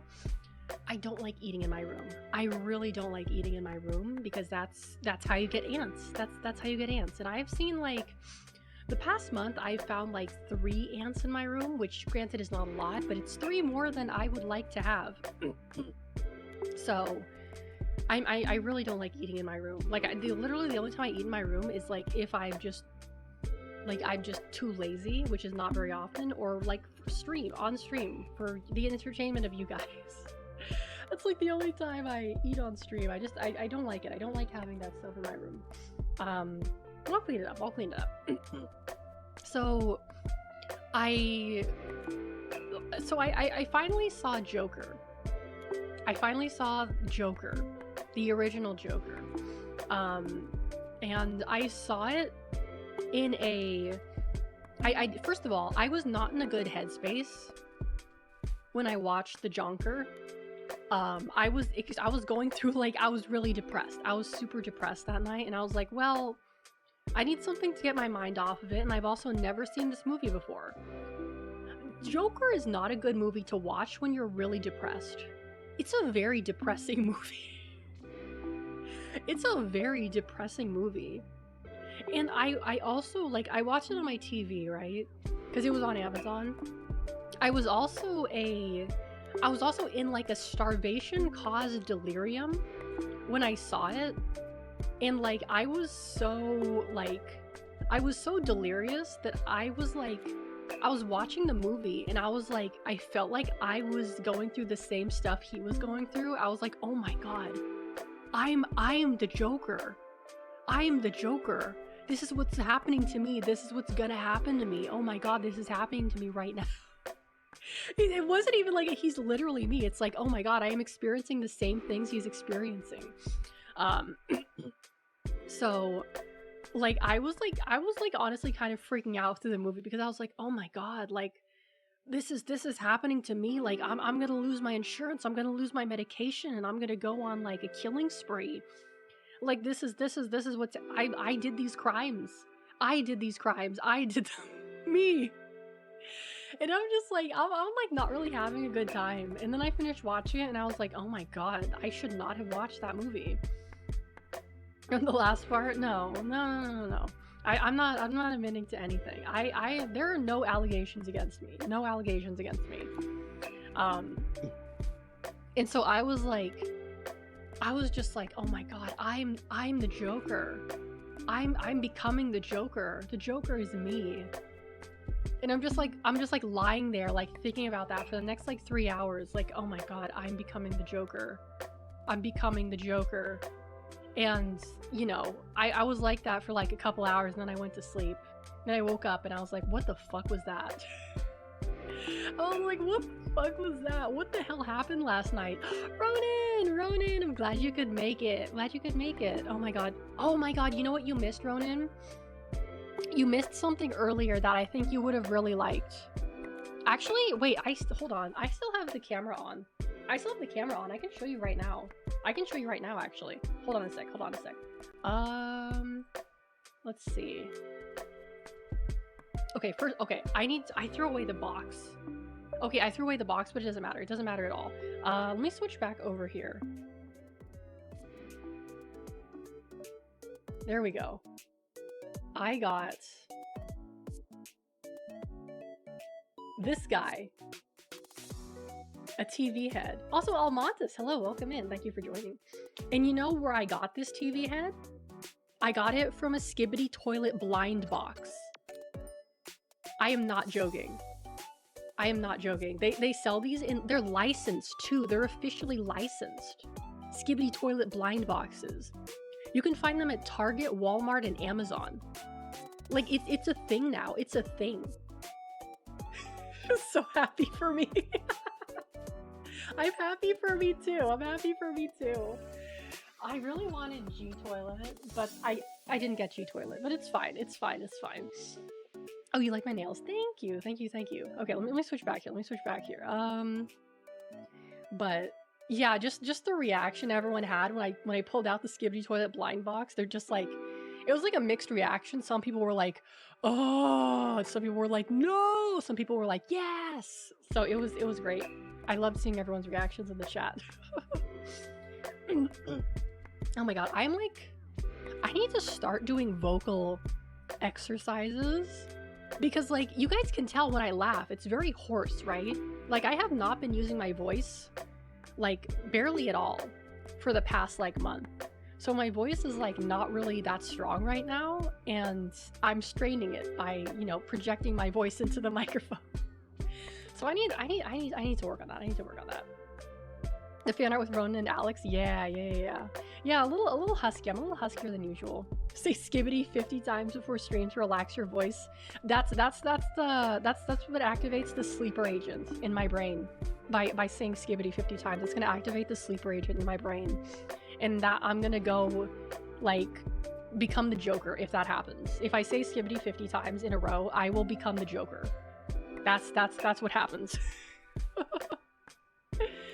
And I don't really want to be the Joker. I don't really want to be the Joker. But I also, in addition, you'll never guess which movie I saw next. I went to the theater for it. I went to the theater. I paid like $15. Yeah, it was like $15 with a discount. Joker 3. I saw Joker 3. No, I saw Joker 2 in the theaters. I went to the theaters to see Joker 2. The Jonker. Yeah, exactly, the Jonker. And the only reason I went is because on that specific day, it was really, like my house, for whatever reason, was really hot. And we don't have air conditioning at my house. It was just really hot for some reason. And so it was so hot, like I was just like, well, either I can sit in my unair conditioned house and be miserable, or I could go sit in a movie theater for like, you know, 2 hours in the air conditioned movie theater and be slightly less miserable. And I think my options were Megalopolis, Joker 2, and there was one other movie that was available. I don't remember what it was. But I was like, you know what? Everyone says it's a shit show, so I'm gonna see it. But I'm gonna be real with you guys. I was actually sold on the movie. I was completely sold on it by one specific thing I saw. There's this tweet I saw, and the tweet was captioned, "What the fuck is this shit?" And the tweet included a video of Joker tap dancing on a stage. And they were like, "What the fuck is this shit?" And I saw that video and I'm like, I need to go see that movie. That's great. That's the best thing I've seen all week. I need to go see that movie. Are you kidding me? That was fantastic. Well, that was the best thing I've seen all week. I'm gonna go see that fucking movie. But like, I'm still not really sure how to feel about it, to be honest with you, because like, let's be real here. On a technical level, on a purely technical level, it's a very good movie. On a technical level, it is very well produced. It's very well choreographed. The costumes are great. The settings, the backgrounds, the sets are great. You know, you could tell they actually put effort into learning their choreography and learning how to dance and sing. You know, which that takes effort. That takes effort, right? That's not something you can say doesn't take effort, you know? However you feel about it, there was a lot of work that was put into that movie, and the budget was definitely, like, I could tell like why it was so expensive. I could tell. And I sorry, hold on. And like, here's the thing. I am not a musical lover. I would say I generally don't like musicals, but I found the musical numbers in Joker 2 to be quite good. They were fun. They were cheeky. They were silly. Like they're good musical numbers. It was silly. Like I didn't mind them at all. The writing was definitely like weird. Like for me, the musicals make sense because it's like, okay, he's like a schizo, right? He's like diagnosed schizophrenic, so he's off his meds. Of course, he's having these like weird musical numbers inside of his head. How's it connected to the story of Joker 1? It takes place like an unspecified amount of time after Joker 1. I don't, as far as I can recall, they never said how long it took place. Maybe like 6 months to a year. I'm not too sure. Maybe a little bit less than that, actually. Maybe a couple months. Um, but the one thing that really, like, I could really feel throughout the movie is like, okay, the first half of the movie, I quite liked. I quite liked the first half of the movie. I thought it was fine. It was fun. It was different. But everything came crashing down in the last 45 minutes of the movie. It's like they spend like this time like lifting you up, giving you a positive experience, and then bam, they just like slam you into the dirt at like, you know, the roller coaster like speed. And that I didn't particularly like, because like, you know, everyone says that like, you know, obviously like the director did this fuck you to fans of the original film, and I can see that. I could definitely feel the director's animosity throughout like the course of the film, and it especially became very apparent at the end of the film. Like the end of the film was really just like a series of awful things happening like back to back to like the Joker. And it was clearly like the intent was to punish him in a way to like punish the fans, right? That felt like the intent to me. So I can understand how people really didn't like the movie. I can understand why people are upset about it. But I also feel like someone getting like so violently upset about it that they throw a little baby tantrum is a red flag to me. Like, you didn't like the movie, you thought it was a bad movie. Okay, that's fine, move on. People be like, this is such a mean thing to do. The director is making fun of me. He's me. Like, you're a man child. You're a man child. Like, grow up. You're clearly putting too much stock into this one movie. Like, and I understand why. I understand why people put so much stock into the first movie. Like, even I felt like, you know, like connected to like the Joker, like, well, not the Joker, the character, the Arthur, in some way, in a sense that, you know, I also struggle with mental illness, and I've also, you know, struggled with mental illness my whole life, and I've struggled to deal with that and be able to live a normal life. So I very much identified with that as well. And I think, you know, a lot of people do. In a sense that they are outcasts because of their, you know, appearance or disabilities or cognitive mental illness, whatever. And that's understandable. But I think the problem is that people identified it so much in a way that was like troubling, you know? Like very, very troubling in a sense. Like, I remember there was this, okay, for example, I remember this was like a little while after like the Joker movie came out. There was this riot or something that happened in South Korea. I don't recall when it was, but it was some kind of like, I don't want to describe it as this, but it was essentially like an incel parade. It was essentially an incel parade, is basically what it was. And from the pictures I saw, there were quite a few people there dressed up as Joker from the movie. And, you know, I think the adoption of the Joker as an icon by a lot of like incel adjacent people, well, I shouldn't say people, I should say young men specifically, was concerning to like the people involved in the movie and just like society in general. Which I think is understandable. Was it the cause of the Limbus Company controversy? Oh, that was it. Like, that's like the Korean thing, right? Where they like got mad because the woman said something, and they're like, I don't recall if it was because of that, but I know what you're talking about. I know exactly what you're talking about. I know exactly what you're talking about. In the first movie, they literally showed people wearing the Joker mask and rioting. Yeah. Like, I remember before the first movie came out, there was like, people were concerned that it was going to be some kind of like, you know, it was going to cause like an incel revolution or whatever the fuck, right? Because one Gotcha Girl Scoot wasn't skimpy. That's what started it. Oh my god. Oh my god. Yeah, I don't want to get into this too much because frankly, it's not really my business, but like the shit I have heard about Korean incels specifically makes like their Western counterparts look like little fucking babies.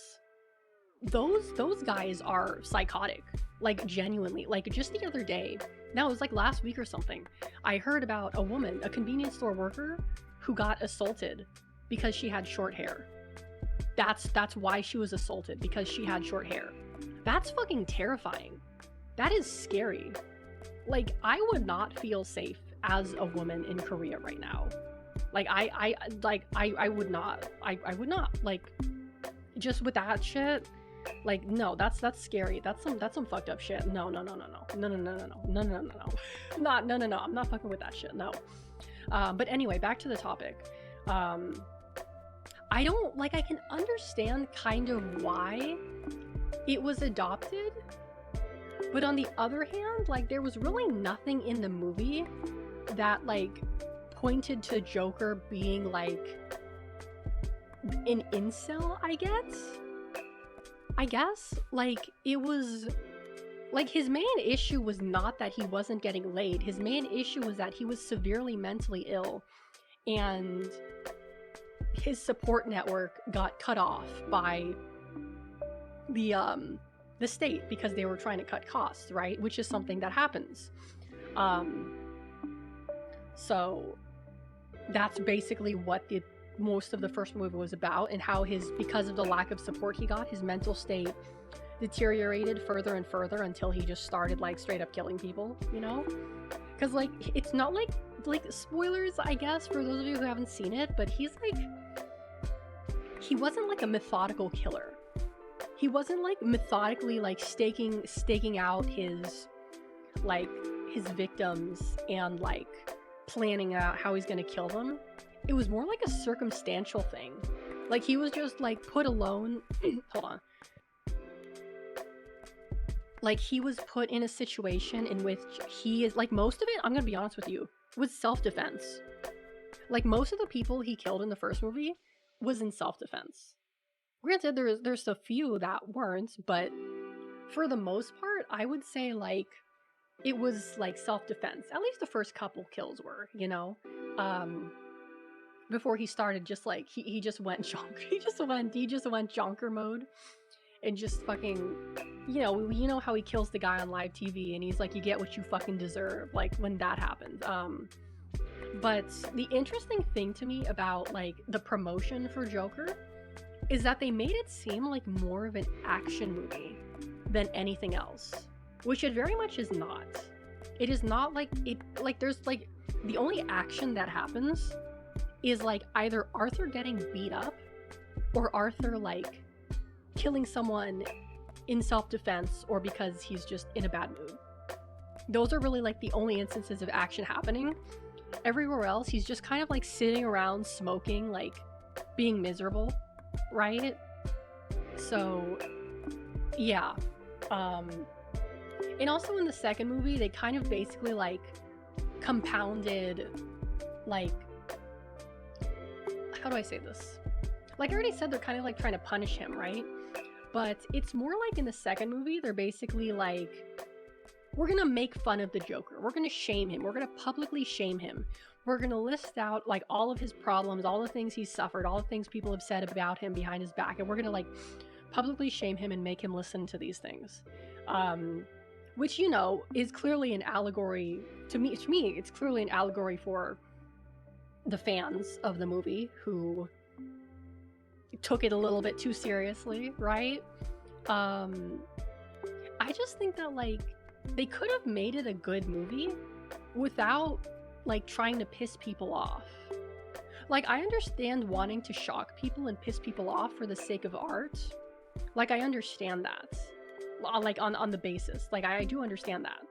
But like doing that, like doing something to provoke like a specific group of people to be upset, like it's done before, you know. There's plenty of like anarchist or communist artists that will make stuff condemning like the rich or, the upper class or like, white people or whatever. There's plenty of stuff like that around, which, it is what it is. But like to specifically spite the people who supported you purely on the basis that like you don't necessarily like them as people seems a little bit like, eh? Like, really? You decided to go that route? Like, you could have just straight up taken advantage of them and like milked them for all they're worth, You could have just straight up taken advantage of them, right? You could have strung them along. But they just the director kind of had a piss baby tantrum and decided to make it as like mean as possible, which I don't personally agree with. For the sake of art, it would have been better received. Instead, it's just a person throwing a tantrum. And then the fans are throwing a tantrum in return. Yeah, that's exactly what it is. Everyone's throwing a tantrum. The director's throwing a tantrum. The fans are throwing a tantrum. Everyone's upset.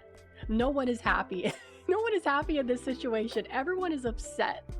It's just like, if your goal was to make people upset, then I guess you completed your goal. I guess you did. Like, I hope you're happy now. I hope you're pleased because you did your goal. Okay, like, do something else now. Insert the Rock raising his eyebrow meme. Yeah, that's what I was thinking of too. So there were things I liked about it, but I can understand why people didn't like it. I can completely understand why people didn't like it and were even offended by it. Although personally, I feel like if you are personally offended by Joker 2, that probably says a little bit more about you than it does the movie and the director. Like to me, someone taking like the first movie very seriously is kind of a red flag, right? It's kind of a red flag to me. Like, if you're like, obviously I don't want to be hypocritical because like I said, I do identify in ways with the character Arthur, the Jonker, before he became he is the Jonker anyway. I do identify with him in a sense that I've had similar struggles. But I don't like identify him to the point where I feel like if anything bad happened to him, it would feel like an attack against me personally, because he's just a character in a movie, right? He's a character in a movie, and if you see him as anything more than that, then frankly, you have something wrong with you. Frankly, you just have something wrong with you if you see him as more than that. Like, it's just like it's not really like meant to be more than what it is, Like, I understand why people like were clinging to him, but I also feel like that is kind of like a red flag, if there ever was one. But yeah, that's my Joker opinion. My Joker opinion. Yes, it's my Joker opinion. That's what it is. I'm not the Jonker. No. The Jonkler. I should clear this up. The Jonkler is Higgs. The Jonker is Joker. The Jonker. We're discussing I almost said Jonkler. The Jonker right now. Jonker. They're different. They're different, you see. They're completely different. But the jury is still out on who the Joker is. The jury is still out on that. But yeah, I would say like the first movie definitely made me feel like worse. But the second movie more confused me than anything. The second movie more confused me than anything. I will say though, I did like Lady Gaga's performance. I did like her performance. She is a good actress, excuse me. You can't tell me otherwise. She's a good actress. I heard this post that basically said like Lady Gaga unlearned how to sing for the role, but like, I mean, her voice did seem a little bit less like tuned, if you know what I'm saying. But I still think she did a good job. She was probably the highlight of the whole movie. She was probably the highlight of the whole movie. Yeah. The second movie was completely unnecessary. No, I can agree with that. Like, the second movie did not need to exist, I think. Like, you could have just left it as, like, the ending of Joker, where it's like, okay, he goes to prison, and just left it like that and left it open-ended. I think that would have been fine, but the director was clearly motivated by spite. So he did what spiteful people do, which is use money to make people mad.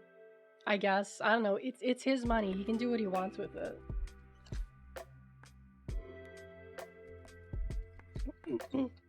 Ugh. You know what else made me, like, feel genuinely worse?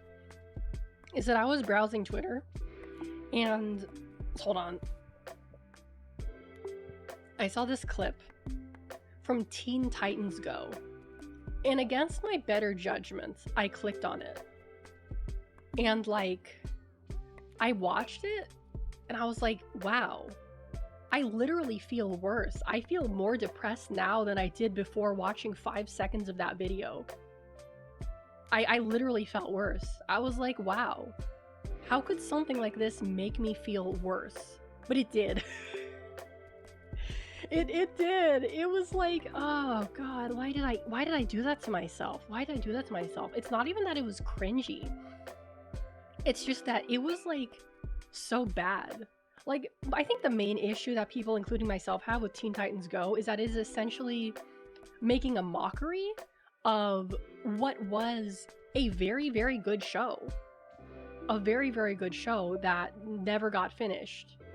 And they essentially dumbed it down for, like, kids, I suppose. For, like, a younger demographic, I guess. And, like, I understand why they did it. Money, that's the only reason why it exists. Money. But oh god, I just bumped my whole desk. It was like, oh god, I should not have watched that. That was just awful. Why did I do that to myself? Jesus Christ. I actually did a lot of stuff when I was, like, you know, gone, because I needed to keep myself busy so I wouldn't feel so bad. What else? One thing that has been bothering me is that for whatever reason, for the past month, I have been waking up in the middle of the night for no conceivable reason. Like, every single night, I wake up at, like, between 1 and 4 a.m. And I'm just like, why am I awake? Why am I awake? And it takes me, like, several hours to go back to sleep. So I'm just, like, basically wasting... It's like a waste of my time to be awake at night. And I'm just, like, kind of sitting there pissed off. Like, why do I keep waking up? I tried taking melatonin for it, because I've never taken melatonin before. But it did literally nothing. The only thing melatonin did was give me weird-ass dreams. It did nothing for me. Like, I still have the jar. And I keep using it. Mostly because it's tasty. Like, it's like a tasty treat before bedtime, you know? It's like, ooh, I could have my strawberry gummies before I go to bed, you know? It's like a tasty treat. It doesn't really do anything for me, but it's tasty. So I'm gonna keep eating it until I finish the jar. Yeah, very strange. It's not a huge disruption to my sleep schedule, but it's more of an annoyance than anything. Melatonin knocks you out. I am very, very resistant to sedatives. I think I am very resistant to sedatives because I do actually take medication for my insomnia. I have been taking it for, like, over 10 years because I do have chronic insomnia, and I think the dosage I'm on is pretty high. I think I'm on, like, the next to, or if not the highest dosage, because, like, I'm just like, sedatives do nothing for me. You know, like, when I got my wisdom teeth surgery, they're basically like, oh, we're gonna give you an IV sedative. That did nothing for me. That did nothing for me. How many milligrams of the medication? I'm not comfortable sharing that information, but it is a particularly high dose. It is a particularly high dose, I think. But yeah, because even, like, when I was in Japan and I was like, you know, I was getting my medication from the doctor and I told her my dosage. She's like, really? That's, like, higher than the dosage we offer here. Like, that's like twice the normal dosage that we offer here. And I'm like, oh, okay. I don't know what to tell you. Like I have a problem, I guess. Um, but yeah, it gives me some weird dreams. I don't really remember any of them, but it doesn't it doesn't do anything for me. Like I tried taking the melatonin by itself without my insomnia medication. It does nothing for me. I'm just sitting there. I'm just sitting there for hours, and I'm just like, well, I just wasted my time, you know. Um, yeah. Oh, speaking of, someone mentioned the Krabby Patty earlier. I actually did have the Krabby Patty from Wendy's. I actually went and got that last week, I think. Yeah, last week. It was pretty good. It was pretty good. I will say that. It was like, oh god, just dropped something. Um, it was a hamburger. It was a hamburger. Like it was just a hamburger. But it had a secret sauce on it, and the Krabby Patty sauce was pretty damn good. It was a pretty darn good sauce. It was a very good sauce. I quite liked it. But the best thing was the Frosty, the pineapple mango Frosty. That shit was delicious. Oh my god, that was really good. Like I would go back just for the Frosty alone, because that was like a very good Frosty. It was very delicious. I quite liked it. Very very fruity, very tropical. It was nice. It was very good. I liked it a lot. Um, but I was a little bit disappointed that there wasn't like custom packaging for it. Like I was expecting like a Happy Meal box, you know, but instead they just put it in like the regular paper bag, and I was like, oh, okay, this is not very exciting. This is not very interesting, but I'm happy I got to try it, because you know it's something I've dreamed of since I was a child, being able to taste a Krabby Patty. So my childhood dream came true, which I'm happy about. There's also like a bunch of other restaurants around the country that are doing collaborations that have their own versions of the Krabby Patty. I haven't really I tried looking into it, and it was kind of hard to tell because they don't like say on the website, it doesn't say like, oh, this establishment is offering this SpongeBob product. It just said like, okay, here's the website and Instagram of the establishment. They're doing a SpongeBob thing. Go check it out. And I go to their Instagram, and there's like no mention of the SpongeBob thing, and I'm like, okay, cool. Well, how am I supposed to know? Am I supposed to go in there and be like, hey, like, I want SpongeBob food. Do you have that? Because that's fucking embarrassing. I'm not fucking doing that, you know? Uh, but I guess I should talk about what I'm gonna be doing going forward in terms of streaming. Um, I am not gonna be streaming as Give Me Sponge Wagey. It's 1,000 island sauce without the relish? Wait, are you serious? It's really just 1,000 island sauce without relish? Huh. It was good. I mean, I don't it was like you're really cramping my vibe here, dude. I wanted to believe it was some kind of like custom like magical sauce that had love and care put into it. Now you're fucking telling me it's just Thousand Island dressing without the relish. Thanks for ruining my day. Ugh. I'm just kidding.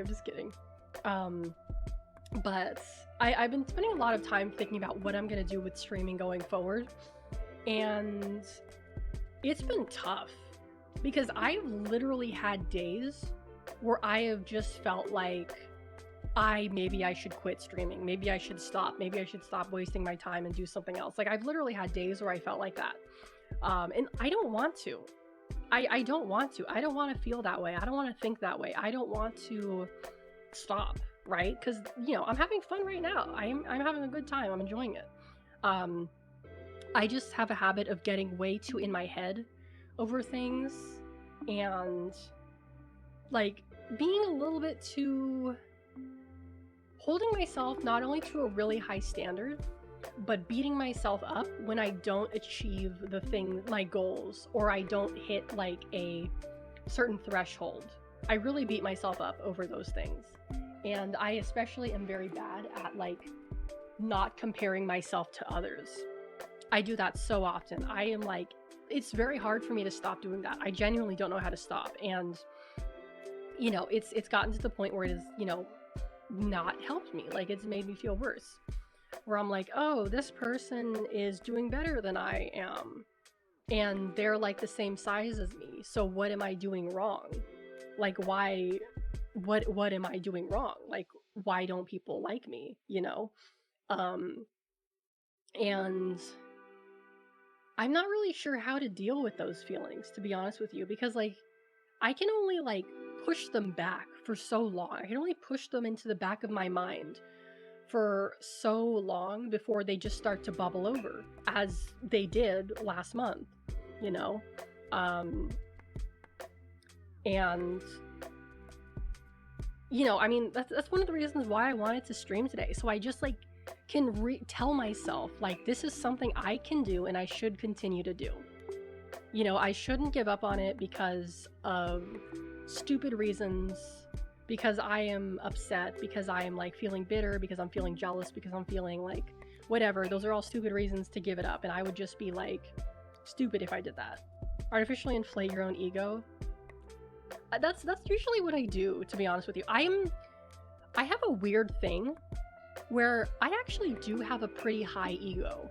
I do think very highly of myself in general, but I actually have very low self-esteem, if that makes sense. I don't know if that's like, you know, like if that's a normal thing or not, but it's like I do think quite highly of myself, but I also like when I think about myself as a person, I am like I am nothing.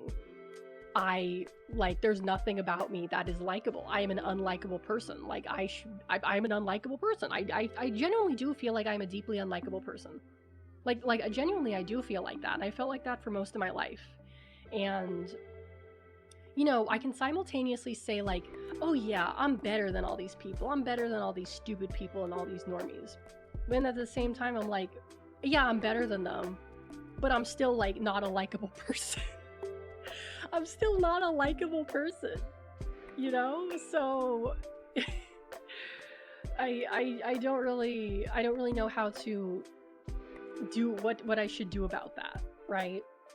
And you know, part of the reason I feel I'm so unlikable is because like I've had so many, like over the years, like I meet people and we become friends and they just kind of like forget about me or start ignoring me. Aria, I saw your message earlier. Thank you so much for dropping in. You're at work, so I can't chat a lot, but I just want to say I'm happy to see you back. Thank you so much. I really appreciate that. Thank you. And thank you for stopping by. I hope you have a good day at work today. I hope I don't distract you too much.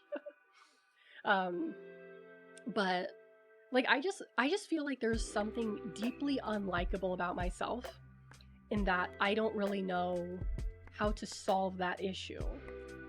I don't really know how to solve that issue because like one thing that has been consistent throughout my life is that I get ignored. People ignore me.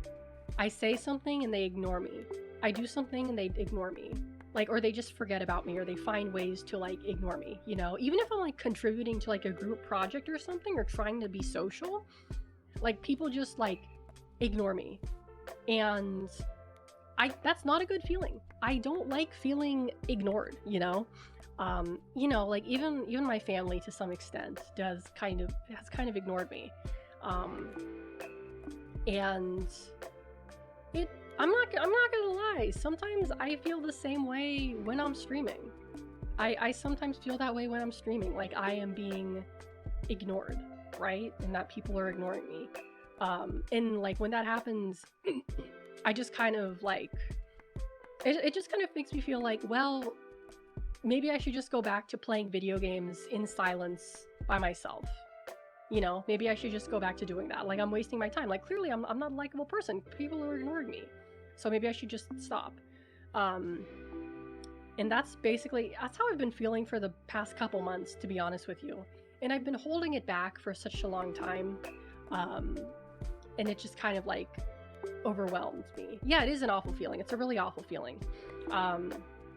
So that's really just like, it's just how I've been feeling, straight up. It's how I've been feeling. And I haven't been wanting to say anything about it because I don't like talking about my feelings to people. Like I'm okay with talking to my feelings with a therapist, like, but outside of a therapist, I just do not like discussing my feelings. And that's kind of due to how I've been raised. and due to the circumstances I've had to deal with. And also because, like, again, I feel like, well, no one likes me, so no one's going to want to listen to my problems, you know? Um, it's mostly because, like, you guys know, I'm a very stoic person. I'm a very stoic person. I have to keep things to myself. I have to be the one that people can rely and depend on, you know? I can't let people know that I'm feeling weak. I can't let people know my weaknesses because they're just going to use it against me. I can't, like, talk about these things. And when I put up that notice, when I told you guys that I was feeling depressed and burnt out, that was really hard for me. That was very, very hard for me. That was insanely hard for me because I was just like, maybe I should just tell people, like, I'm just not feeling well. Maybe I should keep it vague. Maybe I should just, like, say I'm gonna be gone for an unspecified period of time. Like, maybe I should just, like, say something that won't make people feel bad for me, you know? Because one thing I don't particularly like being pitied. I find that to be a very deplorable feeling. The feeling that people are pitying me, you know? And that's another reason why I don't really like to share, because I don't like being pitied. And so because I don't really share my emotions, I am not used to receiving support from people. You know, people will ask me, like, you okay? What's wrong? And I'll just be like, yeah, it's fine. There's nothing wrong. I'll just keep it to myself. And I'll just kind of, like, isolate and just, like, feel bad until I stop feeling bad. So getting so many messages of support from you guys was genuinely surprising for me. And I really didn't know how to react to that, because it's not something I have felt like I've experienced that much, to be honest with you. I'm not used to having people worry about me. I'm not used to people being concerned about my well-being. I'm not used to people, like, saying that they miss me or that they, that they hope I feel better. I'm not used to that at all. So for me, I mean, more than anything, I felt guilty because I'm like, well, I made people feel worried about me, and that's a bad thing. So now I feel bad. Like I feel like I did a bad thing. I genuinely felt like I did a bad thing by telling people about how I felt. And I felt that way for quite a while, and to some extent I still feel that way.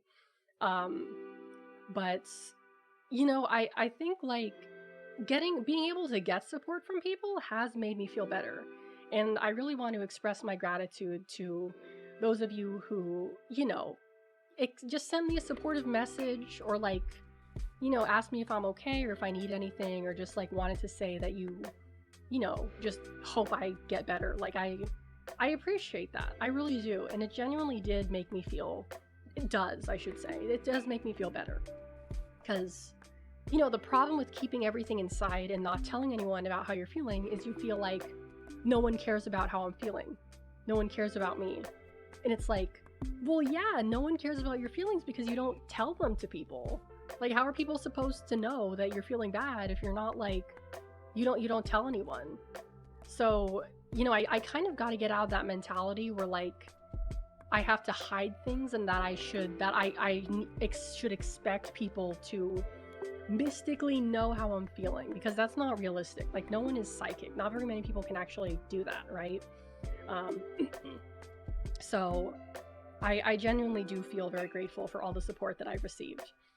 It's still, like, a lot for me to process, but it feels good. It feels good. It genuinely does feel good. And I am feeling better about sharing the fact that I am still struggling. I wouldn't say I'm out of the woods yet. Like I said, this time of year is very, very difficult for me for a variety of reasons. And I don't necessarily expect it to get any easier. Especially the closer it gets to the holidays, the more stressed out and anxious I'm gonna be. So I don't really expect to be fully at 100% until, like, maybe February, to be honest with you, which I know it sounds like a really long time, but like I said, this is a difficult time of year for me. And I have a lot of things I have to deal with. And, all I can really say is that I'm probably going to be taking a step back from doing so much stream related activities. Oh, Inigo, welcome in. Glad you could make it. I'm gonna stop doing thumbnails.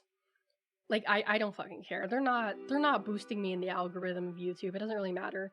I'm gonna stop editing my VODs. If you can't skip the first 5 minutes of a video, that's a you problem. I will be, continuously uploading VODs, but I'm just not gonna fucking bother with making them look nice. And I am probably gonna stream way less frequently. Oh, Joshix, thank you so much for the follow. Welcome in. I am probably going to be streaming maybe 2 to 3 times a week at max, to be honest with you. 2 to 3 times a week at max, because I really need to take things I need to be careful right now. I need to take things as slowly as possible. I need to really, just give myself time and give myself grace, right? And my strategy in the past has been like, well, if I overload myself with activities, then I won't have time to feel sad. And that works. It works for a while. It worked for me for like a year. It worked for a good year until everything just kind of like shat the bed, right? So I think, I think it's best for me if I just like take things slow. I also decided that I'm not going to be doing any more collabs for the rest of the year. I just need to reduce the amount of stress I have to deal with as much as possible. As much as possible. And the thought of like reducing my stream schedule was very difficult for me to like think about when I thought about it like several months ago. But now it just feels like something I have to do for myself, like I was streaming so frequently not only because I felt like it was like it kept my mind off of negative thoughts, but it felt like something I had to do, like to get ahead in a sense, because I have a lot of ambitions. I have a lot of goals. And, one of my ambitions is to make a name for myself as a streamer. And I just felt like I couldn't do that unless I proved to the world that I was like consistent and I put a lot of work into things. And, I just wanted people to take me seriously. That's all I wanted, is for people to take me seriously. And I think in my effort to do that, I perhaps came off as a bit desperate. And it's true, I was desperate. I was desperate for attention. I was desperate for people to like me. I was desperate for, I was desperate for anything, right? And I feel like people, I don't know if that's something that people picked up on, but it's certainly the way I felt. And I don't think it's really good to stream with that kind of mindset, to do things out of desperation, as opposed to like enjoying it, whereas like I was streaming so often with the feeling that like I have to do this, this is something I have to do, rather than like this is something I want to do. Relating to the Joker, but all I have are negative thoughts. That was also very relatable to me. This for attention. I mean, here's the thing. Anyone who streams, regardless of what they say, does want attention. Anyone who posts, who is like creating content, anyone who's creating content does so for attention. That's just how it is. Like, it could be positive, it could be negative. Attention is attention, right? Because people generally do not put themselves out there with the expectation of, like, they know, like, that's kind of the goal. Like, you put yourself out there because you want people to notice you. You want people to get attention. And I am no exception to that. That's part of the reasons why I started streaming. Because I wanted to, instead of playing video games by myself in silence, I wanted people to talk to while I was playing games. I wanted people to, just talk to. I wanted to talk to people. I wanted people to talk to me, right?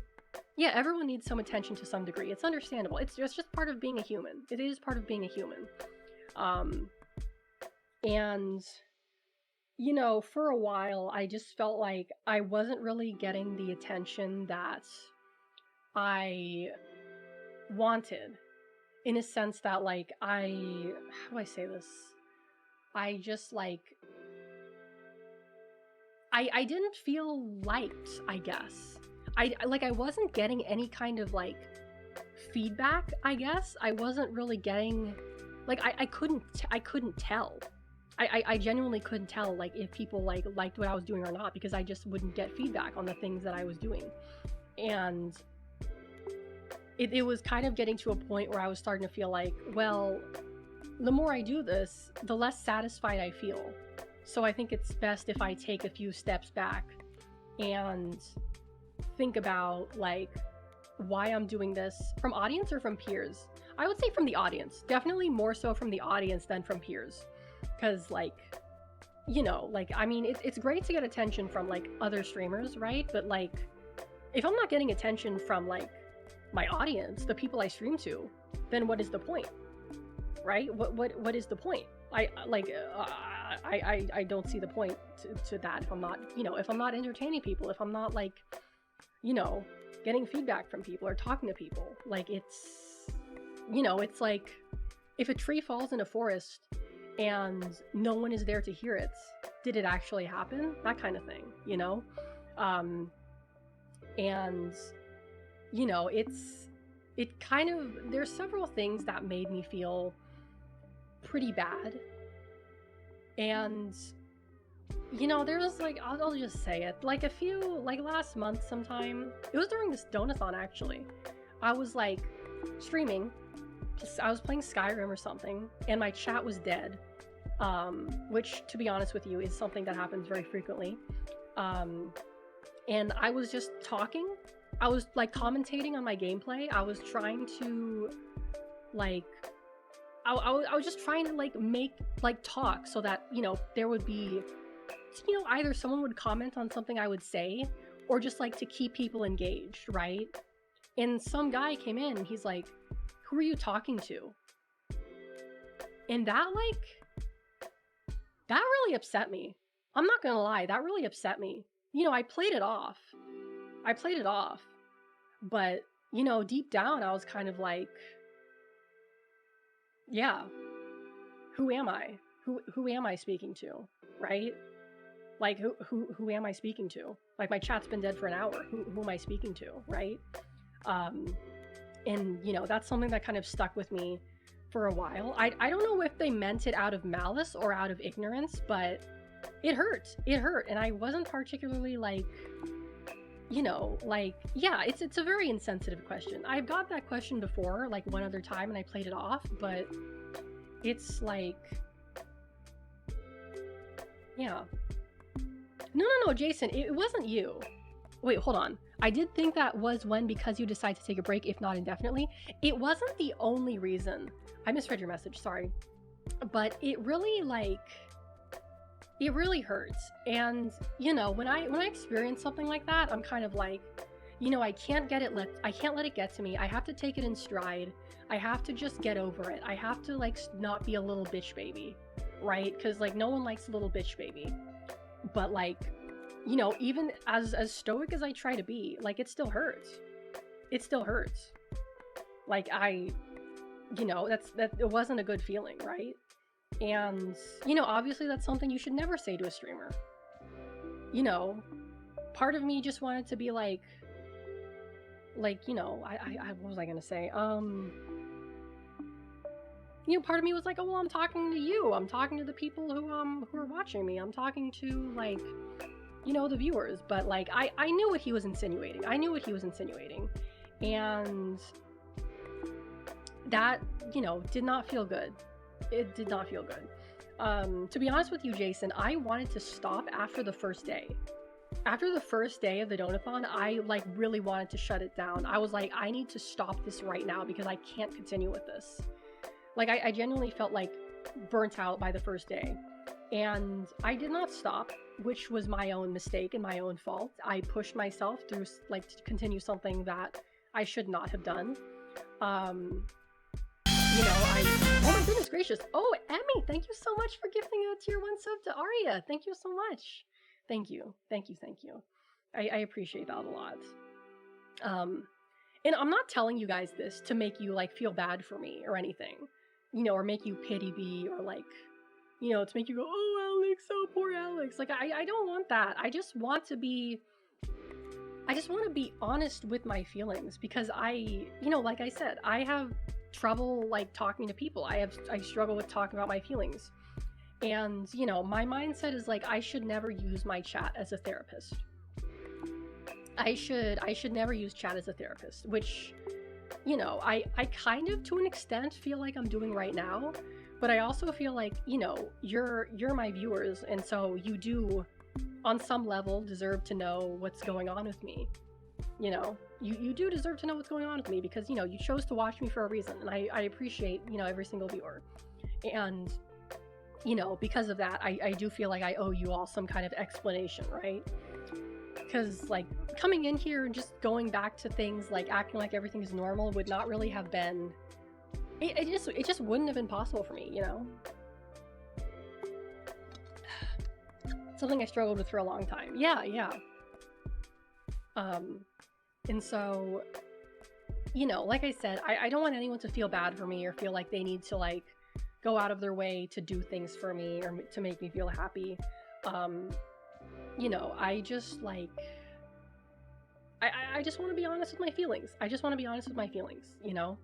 And I feel like doing that, like, opening up a little bit more, like, I've always, like, I wouldn't say I have anything against people who, like, cry on stream or get upset on stream.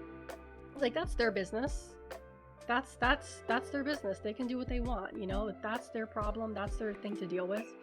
And I'm the kind of person where, like, if I don't want to become like the people that I don't like, that's one of my greatest fears, is there's types of people that I really don't like. A lot of types of people that I really don't like. And, when I see someone that I don't like, my main goal is, like, well, I don't want to be like this person. So I'm not going to be like them. I'm going to be stronger than that. I'm going to be better than that. And the problem with that is that it puts me, like, in a mindset where it's like every time I feel like I'm doing something that person I don't like would do, I feel like, wow, like, I am like, doing bad. I am, like, doing a bad thing. I'm actively doing a bad thing, and I'm becoming a bad person, right? That's how I feel. And I punish myself for it. I punish myself for doing things that humans do, basic things that humans do. Crying is just an emotion. For me, I don't like crying. For me, like, there is no worse feeling than crying. Like, I would rather vomit than cry. I don't like crying. I don't like the way it feels. I don't like the way it makes me feel. I don't like it like, the physical sensation of it. I feel a lot of shame around crying, especially, like, I cannot cry around other people. To me, there is nothing worse than crying around other people. So, like, I just isolate myself in my room and cry myself to sleep, as one does. My best friend of 20 years doesn't even know half the things to know about me. I am in a similar situation with one of my very good friends. Like, we've known each other for, like, 10 years. And we get along great, but I don't really talk to her about, like, my feelings or things that are going on in my personal life. Like, when I talk to my friends about what's going on with me, I keep things positive. I'm like, oh, I'm doing good, I'm doing this, I'm doing that. I don't say I'm actually not feeling good, because I'm afraid of judgment, and I'm afraid of, that kind of thing. So it's definitely more on the difficult side for me. Like, expressing emotions, like, in general, is something that's hard for me because, like I said, I was basically told that my feelings were an inconvenience growing up, and, being told that as a child is not really very good. And it really sticks with you for the majority of your life, and it's not really something that I have been able to get over. So I kind of basically more or less had to just learn how to deal with stuff on my own, just keep everything to myself, because I felt like if I'm an inconvenience to others, like if like my feelings are an inconvenience to other people, and I don't want to inconvenience other people, so therefore I should just keep everything for myself. No, don't worry about it, Aniko. Don't worry about it. I'm just glad you're here right now. Honestly, I'm just happy every time you show up. I'm happy anytime anyone shows up and decides to talk with me. Um, but I was basically under the impression that my baggage is bad and that I should not like pester other people with my problems, and that is something that is a very difficult mentality to get out of. That is a very, very difficult thing for me to stop thinking. Because like I've had friends who have like, confessed like the way they feel to me and said like, hey, I'm feeling like sad, I'm feeling depressed, I need support. Like if a friend does that to me, I will be there to support them. I'll be there to support them. And I feel good about that. But like having someone else like do that to me, be there for me, is such like a foreign concept to me that I don't really know how to like begin to process that, right? Like for me, it's like, okay, someone's taking time out of their day to deal with my problems. I'm inconveniencing them. I'm the bad person in this situation. That's more or less how I feel about it. Which, is like I said, is not a good way to feel about things. It's not really a healthy way to think of relationships or just friendships in general. And I guess because of that, people just kind of assume that like I guess people can tell that I'm very closed off and they find it off-putting. Often if you don't assert your needs in a relationship, people will take you for granted. Not necessarily maliciously, but they just think you're okay because they can't tell otherwise. Exactly. That is exactly what I wanted to say. Thank you for putting it into words for me, Citrus. But that is exactly what I wanted to say. I just didn't really know how to say it. Yeah, and I do feel like I've been taken for granted sometimes. I do feel like, one of my friends, it's like I was there for, like someone who I consider to be my best friend. I was, there for them when they were going through mental breakdowns, when they were at their lowest, when they were like, like high and having a breakdown, and then when they wanted to kill themselves, I have been there. Like I have a friend who I have been through their like lowest point with them. And I have never really allowed them that same kind of like emotional intimacy with me. Like I've definitely been emotionally vulnerable with this person, but not to the extent that they were with me. And it makes me feel sad because like me and this person aren't really in contact anymore. Like I still can contact them, but like things just kind of like, we would talk frequently and then we'd talk less frequently, and then maybe once a year at the most we'll send each other a message like, oh hey, how's it going? It's going good, how are you? I'm doing okay. And it'll just kind of like dissipate from there. And part of me stopped quoting me during my last shrink session. And like this is someone who I really considered to be like my best friend. And I don't know whether they're like not really wanting to talk to me is because I have actually been very like, I've reached out a lot to this person. I've messaged them, like I used to message them a lot, maybe once a week, and I would always get like, I wouldn't even get left on read. They just like wouldn't even look at my messages. And so I kind of gave up on like trying to talk to them for a while until, last year I got a message from them saying like, hey, like, how are you doing? We haven't talked in a while. How are you doing? And we had a short conversation, and then it just kind of ended from there. And I don't know if it's because like I did something to offend them, or if they're just like moving on in their life, and like I remind them of a specific point in their life that they don't want to really think about, which I think may be the case, because like I said, I've been with like this person, I've witnessed their lowest lows, and I've comforted them through, many a drunk meltdown.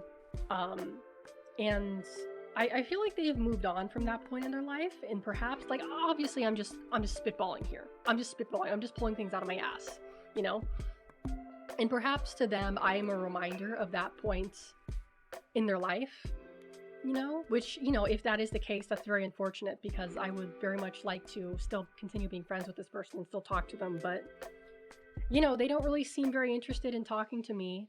So I feel like I shouldn't really like force them to. I shouldn't really go out of my way to try to force them to interact with me or meet up with me or like anything like that. It just kind of is the way things have gotten now. Um, but I did actually see some friends. Was it this weekend? Yeah, it was like last week. I actually went out with some friends because one of the people in our group was like, we all went to school together, and one of them moved to LA, and he hasn't really been in the area very often. So yeah, not getting closure is kind of like difficult to deal with. Like, part of me wants to ask, but part of me is kind of like, maybe it's none of my business. Maybe it's none of my business. And part of me is kind of like, and I get it, like, ending a relationship is really hard. It's really hard. It's really hard to do. Like, it's easier to just ghost someone and disappear than to say like, hey, I don't think this is working out, right? I just don't think, like, it's so much easier to do that. Like, I've done it before, right? Like, it's so easy to do that, but it's not necessarily the best thing to do. And how do I say this? I don't want to put someone in that situation. I don't want to put someone in that situation, like, of having to basically forcing them to tell me like, do you want to like continue being friends, or are you done with this? Because like, being put on that, like, in that situation, I've been put in that situation before, and I've kind of hemmed and hawed my way out of it because it's such an awkward place to be. But like, when you're an adult, that is something that you should be able to do, right? That is something that you should be able to do. But I think it's something that's still really hard for a lot of adults. Gone through so many non-closures, it freaks me out just thinking about it. Yeah. I mean, because, like, even if you don't really like someone, or you don't want to hang out with them or talk to them anymore, it's still hard to say like, hey, like, I don't like you anymore. Like, I don't think this is gonna work out, because like, it's still like hurtful, right? It's still like a hurtful thing to say, whether you like mean it or not. It's a very difficult thing to hear for anyone, and it's a difficult thing to say. It's like awkward for both people. But sometimes I feel like it does need to be said. Grimbo, welcome in. I'm glad you could make it. Oh, it's late for you, but thank you so much. Thank you so much. I really appreciate you checking in on me, and I saw your messages. Thank you for that as well. I appreciate that. But I try not to let it worry me too much. I try not to think about it too much. Like, it is what it is. If they want to contact me, they know how to. I'm not gonna push them. I'm not gonna, force them to do something that they don't want to do. I'm just not gonna push it. I'm just not gonna push it. It is what it is, and I'm gonna live with that, right? Oh, but what I was talking about before, I saw some of my my friends from school, because one of them came from LA, and I was ready for a night of partying and drinking. That's another thing. This may surprise you guys, because I know like you guys like to joke around that I'm an alcoholic. I haven't drank at all since like, last time I drank was like on Friday when I was hanging out with my friends, but like this entire time, not a sip of alcohol. Like, I don't like drinking when I'm sad.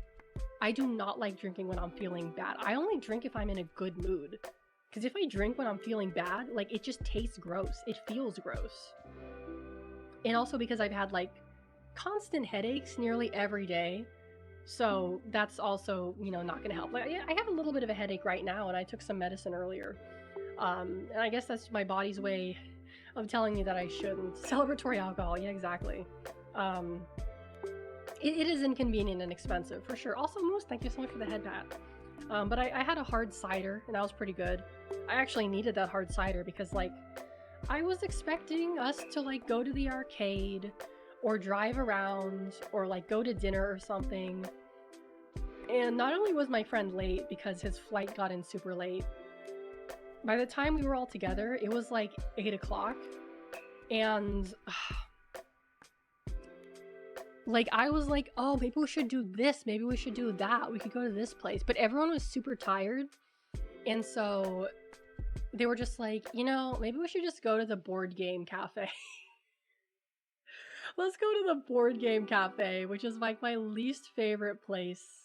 I hate board games. I really do. They're just, they're miserable to me. I mean, I was happy I got to spend time with my friends. More than anything, I was happy that I got to spend time with them.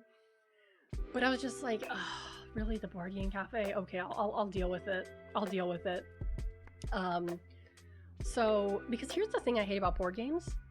I cannot understand written instructions, especially for games. I cannot understand the instructions. Even if you give me a very simple game, I cannot understand written instructions. If I watch someone play it for a few rounds, I can figure it out, but just reading instructions? Zivi, hello, welcome in. I can't understand. So we had our friend who is actually a DM and more like, you know, better with this kind of stuff than any of us, like read the instructions. And it took him like half an hour to read the instructions, even though there were only like 4 or 5 pages. And then it took us like a whole hour to figure out how to play the game. It took us a whole hour to figure out how to play the game. And I even though we were like we played it for like a few rounds, I still didn't understand. I just like got my like piece and I was like, okay, can I do this? And they're like, no. Can I do this? No. Can I do this? You can. Okay, I'll do this. They're like, but you can also do this. And I'm like, no, I'm doing this. You know? Super team-based games can be a challenge with big groups. Makes me wonder if the degenerate and easy to understand method of Cards Against Humanity is what appeals to people. I've never played Cards Against Humanity before. I wanted to, but I've never gotten around to it. But boy, did I need that hard cider. Did you miss me eating? You did. The VOD is going to be up on YouTube tomorrow, though. I'll post it on YouTube. But yeah, I mean, I had fun with them, but I was like, oh, I'm going to need a drink for this one. I'm going to need a drink for this one. Because, like, I hate board games. I don't like board games. I don't like board games. But I tolerated it. I tolerated it. I was a good sport about it for the sake of friendship, you know? Looking forward to that big night out and getting taken for a board game cafe is a wild tonal whiplash. Oh, yeah. Oh, yeah, no. I was like, oh, we're gonna get dinner. We're gonna walk around. We're gonna maybe go to the arcade. We're gonna maybe go to the mall. And it's like, no, let's just go to the board game cafe. And I'm like, fuck. Fuck. God damn it. Again? Again with you people? Like Mario Party or 100% Orange Juice? I never played Orange Juice, but I can do Mario Party purely because it's very simple. It's a very simple game. They didn't have Uno. I think someone was using Uno. I think someone was using Uno at the time. Also, Ingress, thank you so much for your 6 months. Wow, thank you so much. I can play Uno. Uno is a simple game. I can only play like baby games for babies. Card games, board games. I can only understand a game if it's made for like toddlers. Anything more complicated than that, I don't have the cognitive ability to understand it, you know? I don't even remember the game we were playing, what it was called, but it had like dragons on it, and it was really cute. The artwork was very good. Have I played Uno No Mercy? That version of Uno is amazing. I have never played that version of Uno. I played Uno with Hong Kong rules, which I think was just the kids from Hong Kong trolling us. At my language school, they're like, oh yeah, let's play Uno with Hong Kong rules. And I'm like, what the fuck are Hong Kong rules? They're like, oh yeah, so when you do this, what their rule was basically like, if someone does a, let's say, +2 to you or +1 to you, then anyone else can plus you as well. Like one person gives you +1, another person can give you +2, another person can give you a +4, and it can just go on like that until you basically just like lose the game. That is basically what they described as like Hong Kong rules, which I don't think are a real thing, but it was fun either way. 4 hard ciders deep into a game of Monopoly would probably feel wild. Oh, I bet that would be great. That would be a great time. Yeah. But I had a good time, and it definitely made me feel, good to be with friends who I felt like actually did like me and, care about me and want to spend time with me. That actually felt good. I know one of my other friends is holding. Oh, God, I just stabbed my nose with my nail. God damn it. God damn it. One of my friends is having a Halloween party, I think next week? Oh, no, this week. I don't think I'm gonna go though, because like I went last year and it was a good time, but by God, was it draining. My lord, was it draining. Like taxing emotionally and physically to just talk to people all night. Oh my God.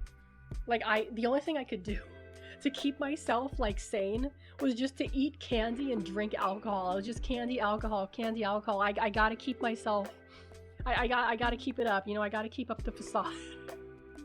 And it was just like, oh God, it's not. Like I had a good time, but just like my social battery was just like in the negatives by the time I went home. My social battery was just like in the negatives. I was just like, damn, like I can't hang out like for more than a couple hours because like it's just too much for me. Or what'll happen is I'll go to a party and I'll just like get sleepy and I'll just like go to bed. Like I remember like I was that happened to me at like a friend's party where like I was just like I was drinking and I was hanging out and I just got really sleepy and I was like, okay, I'm gonna go to bed now. And everyone was like, what are you talking about? And I was like, yeah, I'm gonna go to bed. And I just went to sleep on the couch, like in the living room where everyone was hanging out. So I'm just like asleep and like the whole room is just filled with people. And I'm just like on the couch, like all tucked in with my blankets. And I'm just like, yeah, I'm gonna sleep here. I'm gonna sleep here. Goober, welcome in, welcome. I saw a video of a dude making a bunker in a snowstorm on YouTube. Thought it was smart to recommend a video of him going to Alaska. Oh no, that's so sad. Must have felt that shit the next day so bad. I don't really remember, to be honest with you. I don't really remember. But my friend was kind about it. She let me spend the night. Although I really wish I hadn't spent the night, because I could hear her like fucking some dude in the next room like all night long. And like I couldn't go to sleep because I could just hear her in the bed squeaking for like, I don't know, 4 fucking hours. And I'm just like, okay. All right, like, okay, you get it, girl, but also do you really have to do that for like, really? Like, I get that this is your house, but also like, come on, really? You have to do that when there's other people in the house? Like, come on, girl, please, come on. Is that like, I was just the next morning, I just like, it was just like whatever, but I was just like, really? You really gotta do that? You really gotta do that? Like, I get this, your house and your party, but like, I'm right next to you. I'm in the room right next to you. My friend's bathroom wet vent, you could hear upstairs. Oh my God. Oh my God, that's crazy. It was her house. I mean, it was her parents' house. It was her room in her parents' house. They weren't there, but it was a little awkward and uncomfortable to say the least. Cause I had like, there were a few people who were spending the night and I had to share like this bed with like another girl. And I remember we were just like looked at each other. Like we were just like, yeah, I can't sleep. And she's like, yeah, I can't sleep either. And we just kind of looked at each other and we're just like, yeah. Yeah. Like it's just like, we both were like, yeah, this is not the most fortunate of circumstances for us. No, I'm pretty sure they used protection. I'm more than positive they used. I mean, I hope they did. I hope they didn't. Well, she whatever. It's not my business. It's not my business anyway. Oh my God, I'm like sweating right now. Holy shit. The mutual disdain. That's what it was. The mutual disdain. God, you didn't wink at her. We just gave each other a very tired look. We were just both, it was like, I don't know, 4 a.m. We were both exhausted and we just like gave each other like a really tired look, like, and just laid down again. I don't think you could hear the protection. I mean, like I said, it's not really any of my business. But, good for her, I guess, for getting some. I mean, all right, like it's your life. You're free to do what you want, you know. The female gaze. I don't know. I don't think less of her for it. Well, I think less of her because we could hear her. Like, if it was like her, like it was doing it in private, it's like, I don't care. But the fact that we could hear her, I was kind of like, really? Like, come on, you know there's people, like, in this house. You know there are people in the room right next to yours. Like, yeah, we get it. We get it, queen. Just do it quieter. I get it. Just be fucking quiet, you know? Like, okay. Like, God, like, fucking go outside or something. I don't know. Don't go outside. That's weird. That's very strange. But yeah, that's that's my crazy party story. Yeah. Oh, sorry. Oh my god, maybe the hot sauce is making my headache worse. Oh, now I'm out of water. Okay. So I am, it is cold, but I'm sweating because like of the hot sauce and because I'm like in my room, which doesn't have air conditioning. And also my room is very, how do I say this? My room is generally very insulated. If she did in front of you, how would you react? I would leave. I would just leave. I would just like call an Uber, which granted from where she lived would probably have costed me like $50. It's maybe 60. I would just like call an Uber and I'd be like, I don't care how much it is, just get me out of here, brother. Just get me out of here. I charge me whatever the fuck you want. Just get me out of this crazy place. I can't. God. I mean, yeah. Oh my god, that reminds me. I have another like crazy person story to tell. So, Epic Mind, hello, welcome in, welcome. I had this, how do I even start this? There's this girl I used to be friends with. It was kind of an off and on friendship. Like, we were friends. It was more like I tolerated her, and she tolerated me. And then we kind of like stopped being friends. And we kind of like, you know, started hanging out again. And then she snitched on me. And so then I stopped talking to her completely because she fucking snitched on me. What would you do if she winked at you? I would just turn around and just go to sleep. I would just ignore her. Like, no. Reaper, hello, welcome in. But anyway, this girl I was never really on the best of terms with. And she was like one of those, she grew up in a very repressive family. Like very, very repressive, very, very conservative, very, very like her parents wouldn't even let her cross the street by herself, and she was 16 years old. Like that's how fucking like bonkers like her family situation was. Like they were very like overprotective of her. Like every time like she would hang out with us, her parents would have to like be there, right? She'd be like, "Oh, you guys are going to the mall?" Like, "Oh, well, my mom's coming with us because we can't go without like my mom." And I'm just like, "All right, I mean, whatever. Okay, I get it if that's what you got to do, but like, all right, you know, it's okay." But anyway, she grew up in a very overprotective household, and what tends to happen with people who are generally in very oppressive and repressive environments is that once they turn 18, they go fucking crazy. They go fucking insane when they turn 18, right? Like, without a doubt, that is almost always what happens to these people. You know, you see it with like Amish kids, you see it with like people in repressive like Christian households. They turn 18, they go off the rails every single time. Every single fucking time. Like, don't, like, if you want your kid to turn out, like, okay, you should not, like, be a helicopter parent or repress them so heavily, because I guarantee you they're going to hate you, and they are going to go crazy. And so, you know, she was, like, partying a lot. She was, like, drinking a lot. She also fell into a very strange crowd, where, she was always very strange to me. Like, I remember I went to her birthday party. It wasn't really a party, it was more like a small gathering when I was like, we were like, I don't know, 15 or something. And there were two people that were there. Two people that she was with.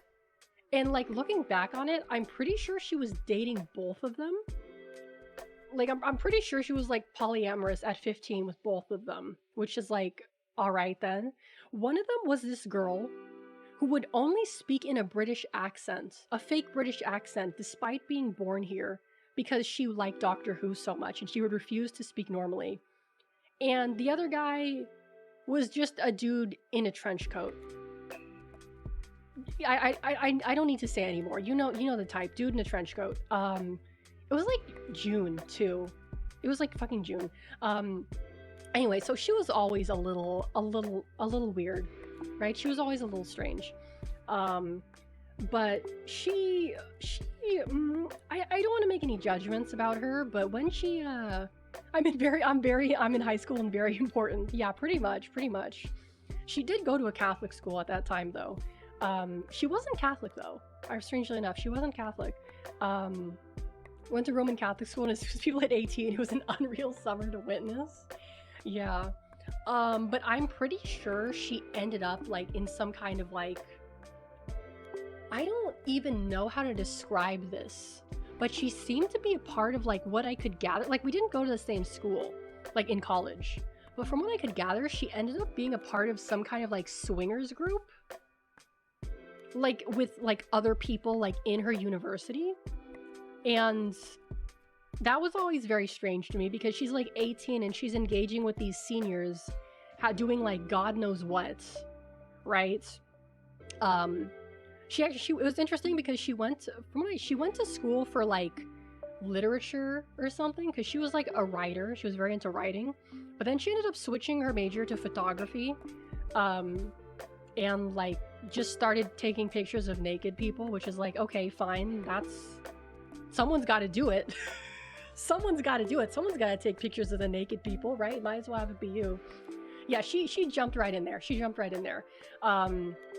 But a few years later, I happened to be in, we were mostly still in the same area, but I happened to go to a pride parade in the area that we were both like from.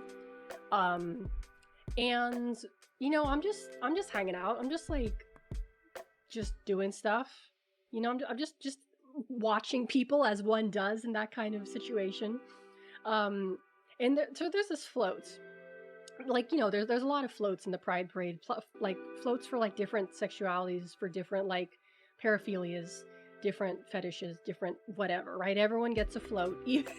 Even the asexuals get a float. Even the police get a float, But anyway, I digress.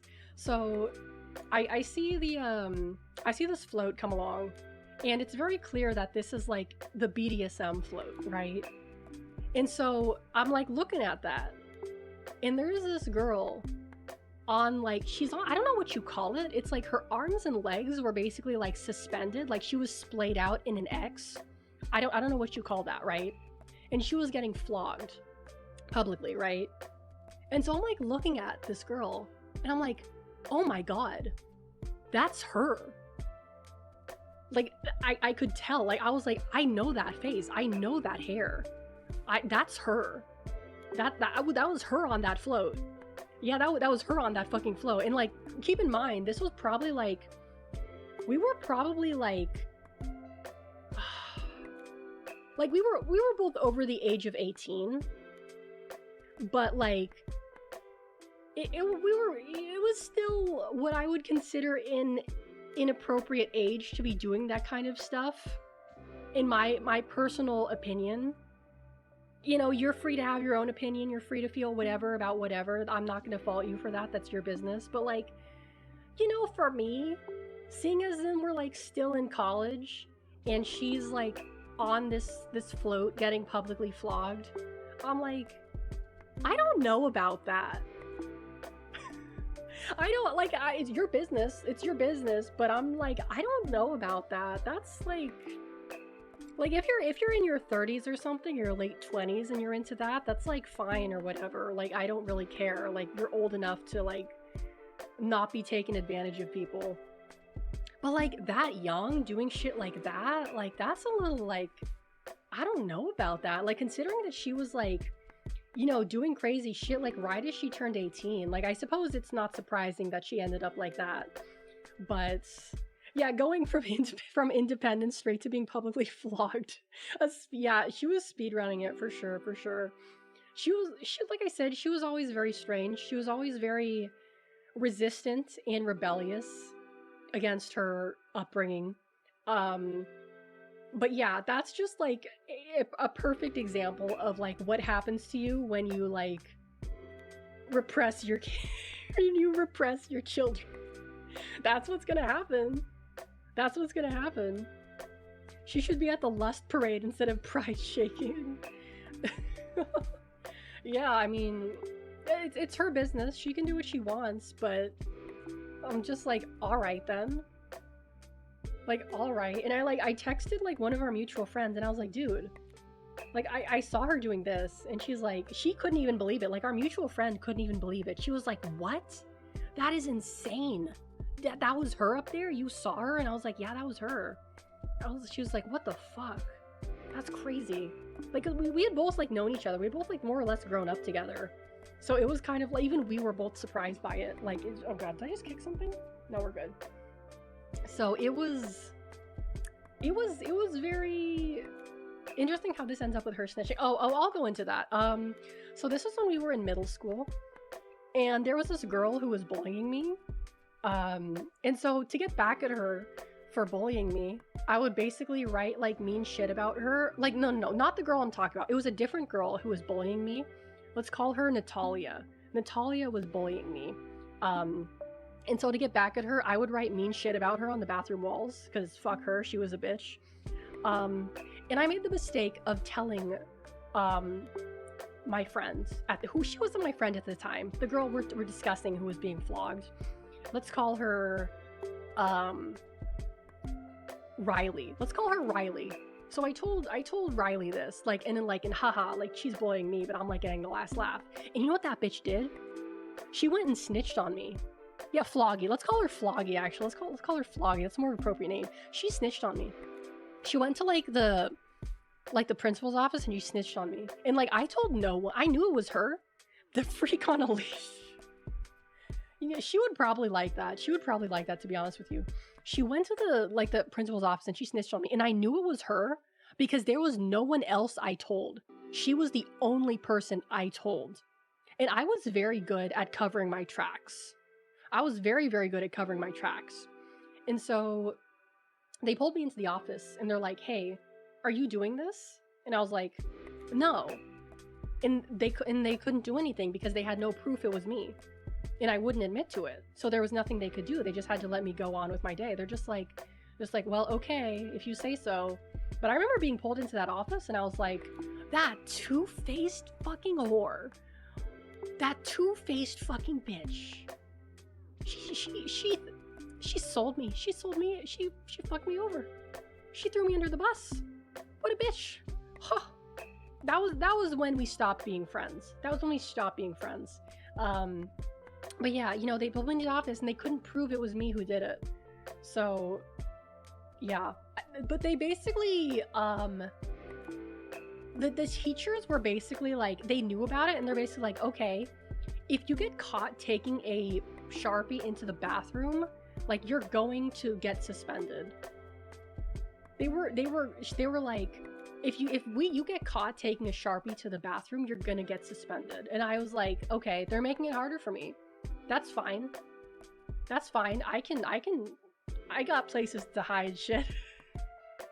And I got good at hiding them too. I would hide them in my socks. I wouldn't hide them in obvious places. I would usually hide them in my socks.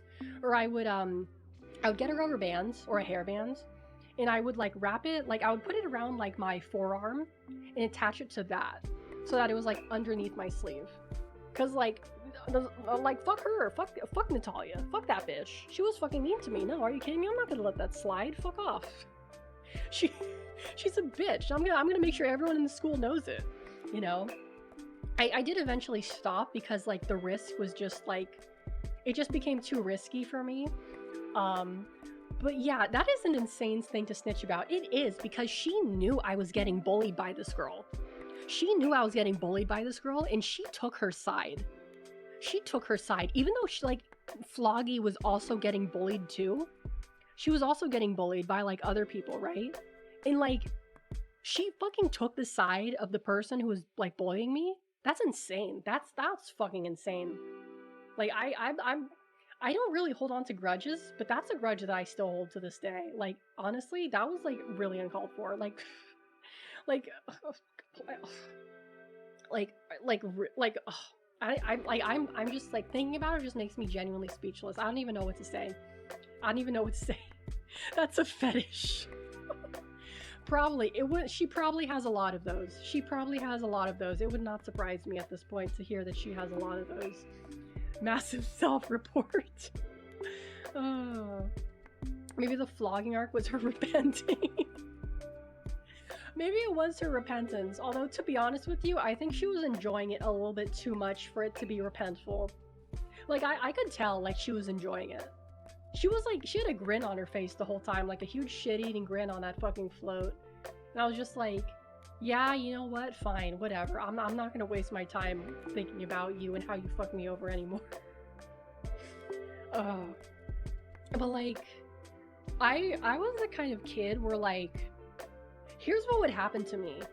I would get bullied, and then I would do something against the bully. I would tell them to fuck off. I would give them the finger. I would like, you know, punch them if they were like saying really bad shit about me, which, you know, that did happen. And then like, I would be the one getting in trouble. I'd be like, well, they were fucking bullying me. They instigated it. They were harassing me. And it's like, nope, you're getting suspended. And I'm like, oh, fuck off. Like, that's bullshit. That's fucking bullshit. Are you kidding me? Those guys were harassing me like every single day on the playground, and you're not gonna do shit about them? It's like, yeah, but they're not like physically doing anything, so you're actually the person in the wrong here.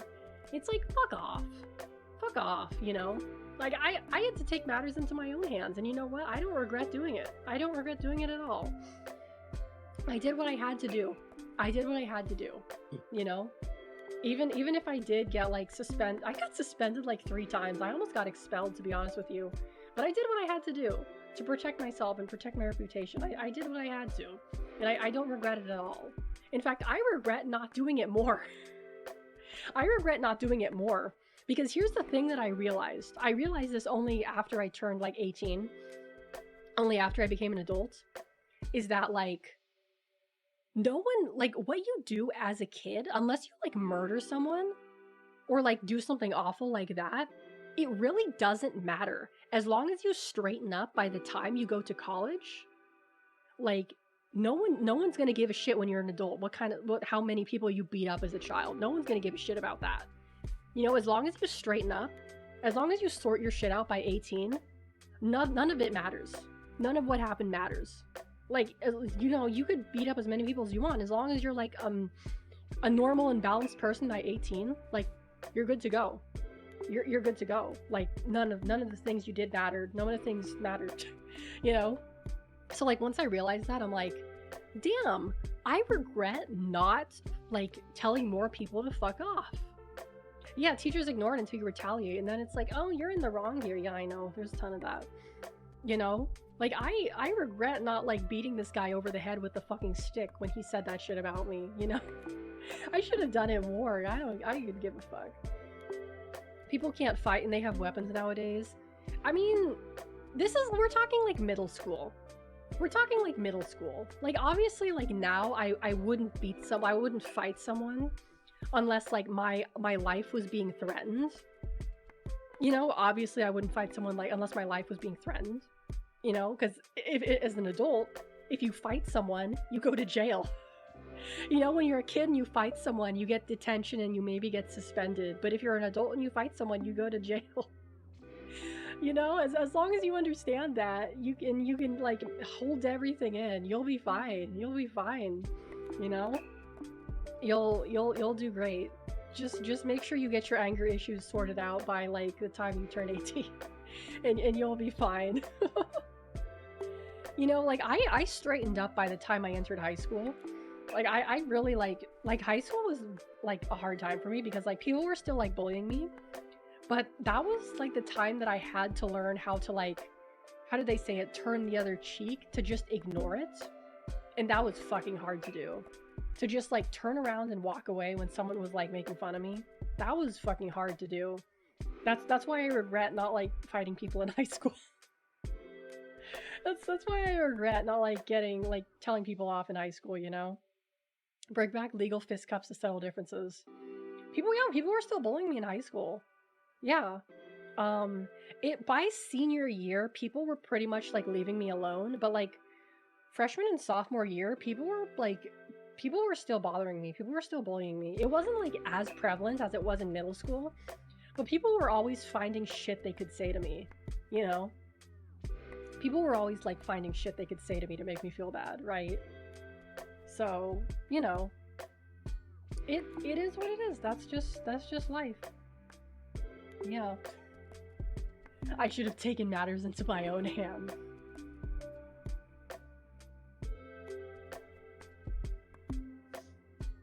Ugh. Oh, what time is it? I think it's pretty late. It's pretty late. I've actually been going to bed fairly early. Like the past month, I've been going to bed around like 9 o'clock, to be honest with you. I've been going to bed around 9 o'clock and I've been waking up around like, I don't know, like 10. So the Jongleur arc began then. Yeah, so like this is actually the latest I've stayed up in a while. So I think this is probably like a good place for me to like call it here. Oh, hold on, we got one more. There's this one girl who really tested me in high school, and she was verbally and physically abusive. Freshman year, she was nice to you. I thought about hurting her, but cooler heads prevailed. I've forgiven her and never spoken to her in like 15. Oh yeah, forgiving is very hard to do. There's still a lot of people I don't forgive, to be honest with you. Like, I will forgive someone if and only if they give me an apology and they buy me a slice of cake. Bonus points if you get me a bottle of Diet Coke as well. There was like one time I was so mad at my fucking friends, like in college. I was fucking pissed at them because they basically like left me by myself in like the middle of like a place I've never been to before. And I had to walk back to the dorms by myself because they fucking left me. And I was ready to like never speak to them again. I was ready to never fucking talk to them again. But the next day, they came to me, they apologized, they gave me a piece of my favorite chocolate cake from the market and a bottle of Diet Coke. And like all of the anger left my body. I was like, you know what? I can't possibly be angry now that you've given me my vices. my two vices, my two weaknesses. You've provided them to me. I have no choice but to forgive you. Food solves all problems. It really does. It really does. I spent 1 year of not speaking to them, but that's another story. Oh, okay. Yeah, I mean, like, to be fair, it was kind of my fault. It wasn't kind of my fault. It was partially my fault that I was in that situation. It wasn't entirely my fault. Part of the blame did lie with them, but it was not entirely my fault, you know? It was actually like, I was walking through a really dangerous area too, and the worst part of it was I was wearing heels. So halfway through, I took off my heels and I was just walking like down the street in my fucking socks, holding my heels like a fucking weapon by my side. Like, if anyone tries to fuck with me, I'm gonna bash their head in with this fucking shoe. I don't care who it is. Thankfully, nothing bad happened to me, but like, that was not a situation I should have been in. Really not a good situation. But yeah, what was I gonna say? Okay, so my schedule. I think I am probably not going to be making a schedule for the foreseeable, for at least a couple months. For at least a couple months, I am going to kill with socks. They were boots. They were boots. Of course I wore socks with them. They were boots. They were nice boots too. But I'm probably not going to be making a schedule.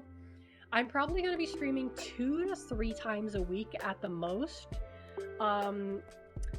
Most likely, I'm going to be streaming on Tuesday and Thursday with maybe one day on the weekend, but those are subject to change. I might not stream this Thursday. I might stream later. I might stream at the same time as usual. Like this stream might stream a little bit later. So I would say don't expect a schedule. Don't expect a schedule. Because I'm not gonna be I'm not gonna be posting schedules on Twitter or Discord. Oh, excuse me. Twitter or Discord for a while. So, you know, I would say, like, if you want notifications, I know Twitch notifications can be kind of awful. I would recommend joining the Discord if you want notifications. Hold on. Hopefully the link still works. I would recommend, like, Discord, like, notifications, because I do try to notify people, like, at least an hour before I go live. You know, I try not to do it too early, try not to do it too late, but, you know, things happen. So I'd recommend doing that. Tapping my foot waiting for Alex's stream whenever they randomly come. I mean, it's not gonna be, like... I would expect them to start at the same time usual, like 6 p.m. Eastern. I wouldn't say expect anything, like, later than that unless it's on a Tuesday or Thursday, because I will be streaming... If I do stream on Tuesday or Thursday, it's gonna be later. It's gonna be around, like, 7 or 8. But... yeah, that's pretty much, what else? Do I have something else to say? I do have something else to say. What was I gonna say? Christ. Oh, I already talked about this, but I'm just gonna convert my Twitter into more of, like, a, like, personal Twitter, I guess. Like, I'm not really be posting schedules or, like, stream alerts on there for a while. So, yeah. That's basically going to be it for me. Let me find someone for us to raid into. First of all, let me go into the ending screen so you guys can hear the nice ending music. Let's see here. Who can I send you guys to? Who do I want to send you guys to? How do I raid again? Okay, there we go. I remember how to raid. I still remember how to do this. Yeah, my throat is definitely baked beef in it right now. I think you know what? I'm gonna send you to Mari Mari. I'm gonna send you to Mari Mari again. I want to watch her. I'm sending you guys to Mari Mari. But before I go, I hope you all have a wonderful morning, afternoon, or evening, wherever you're from. And hopefully, I'll see you all next time. Bye-bye!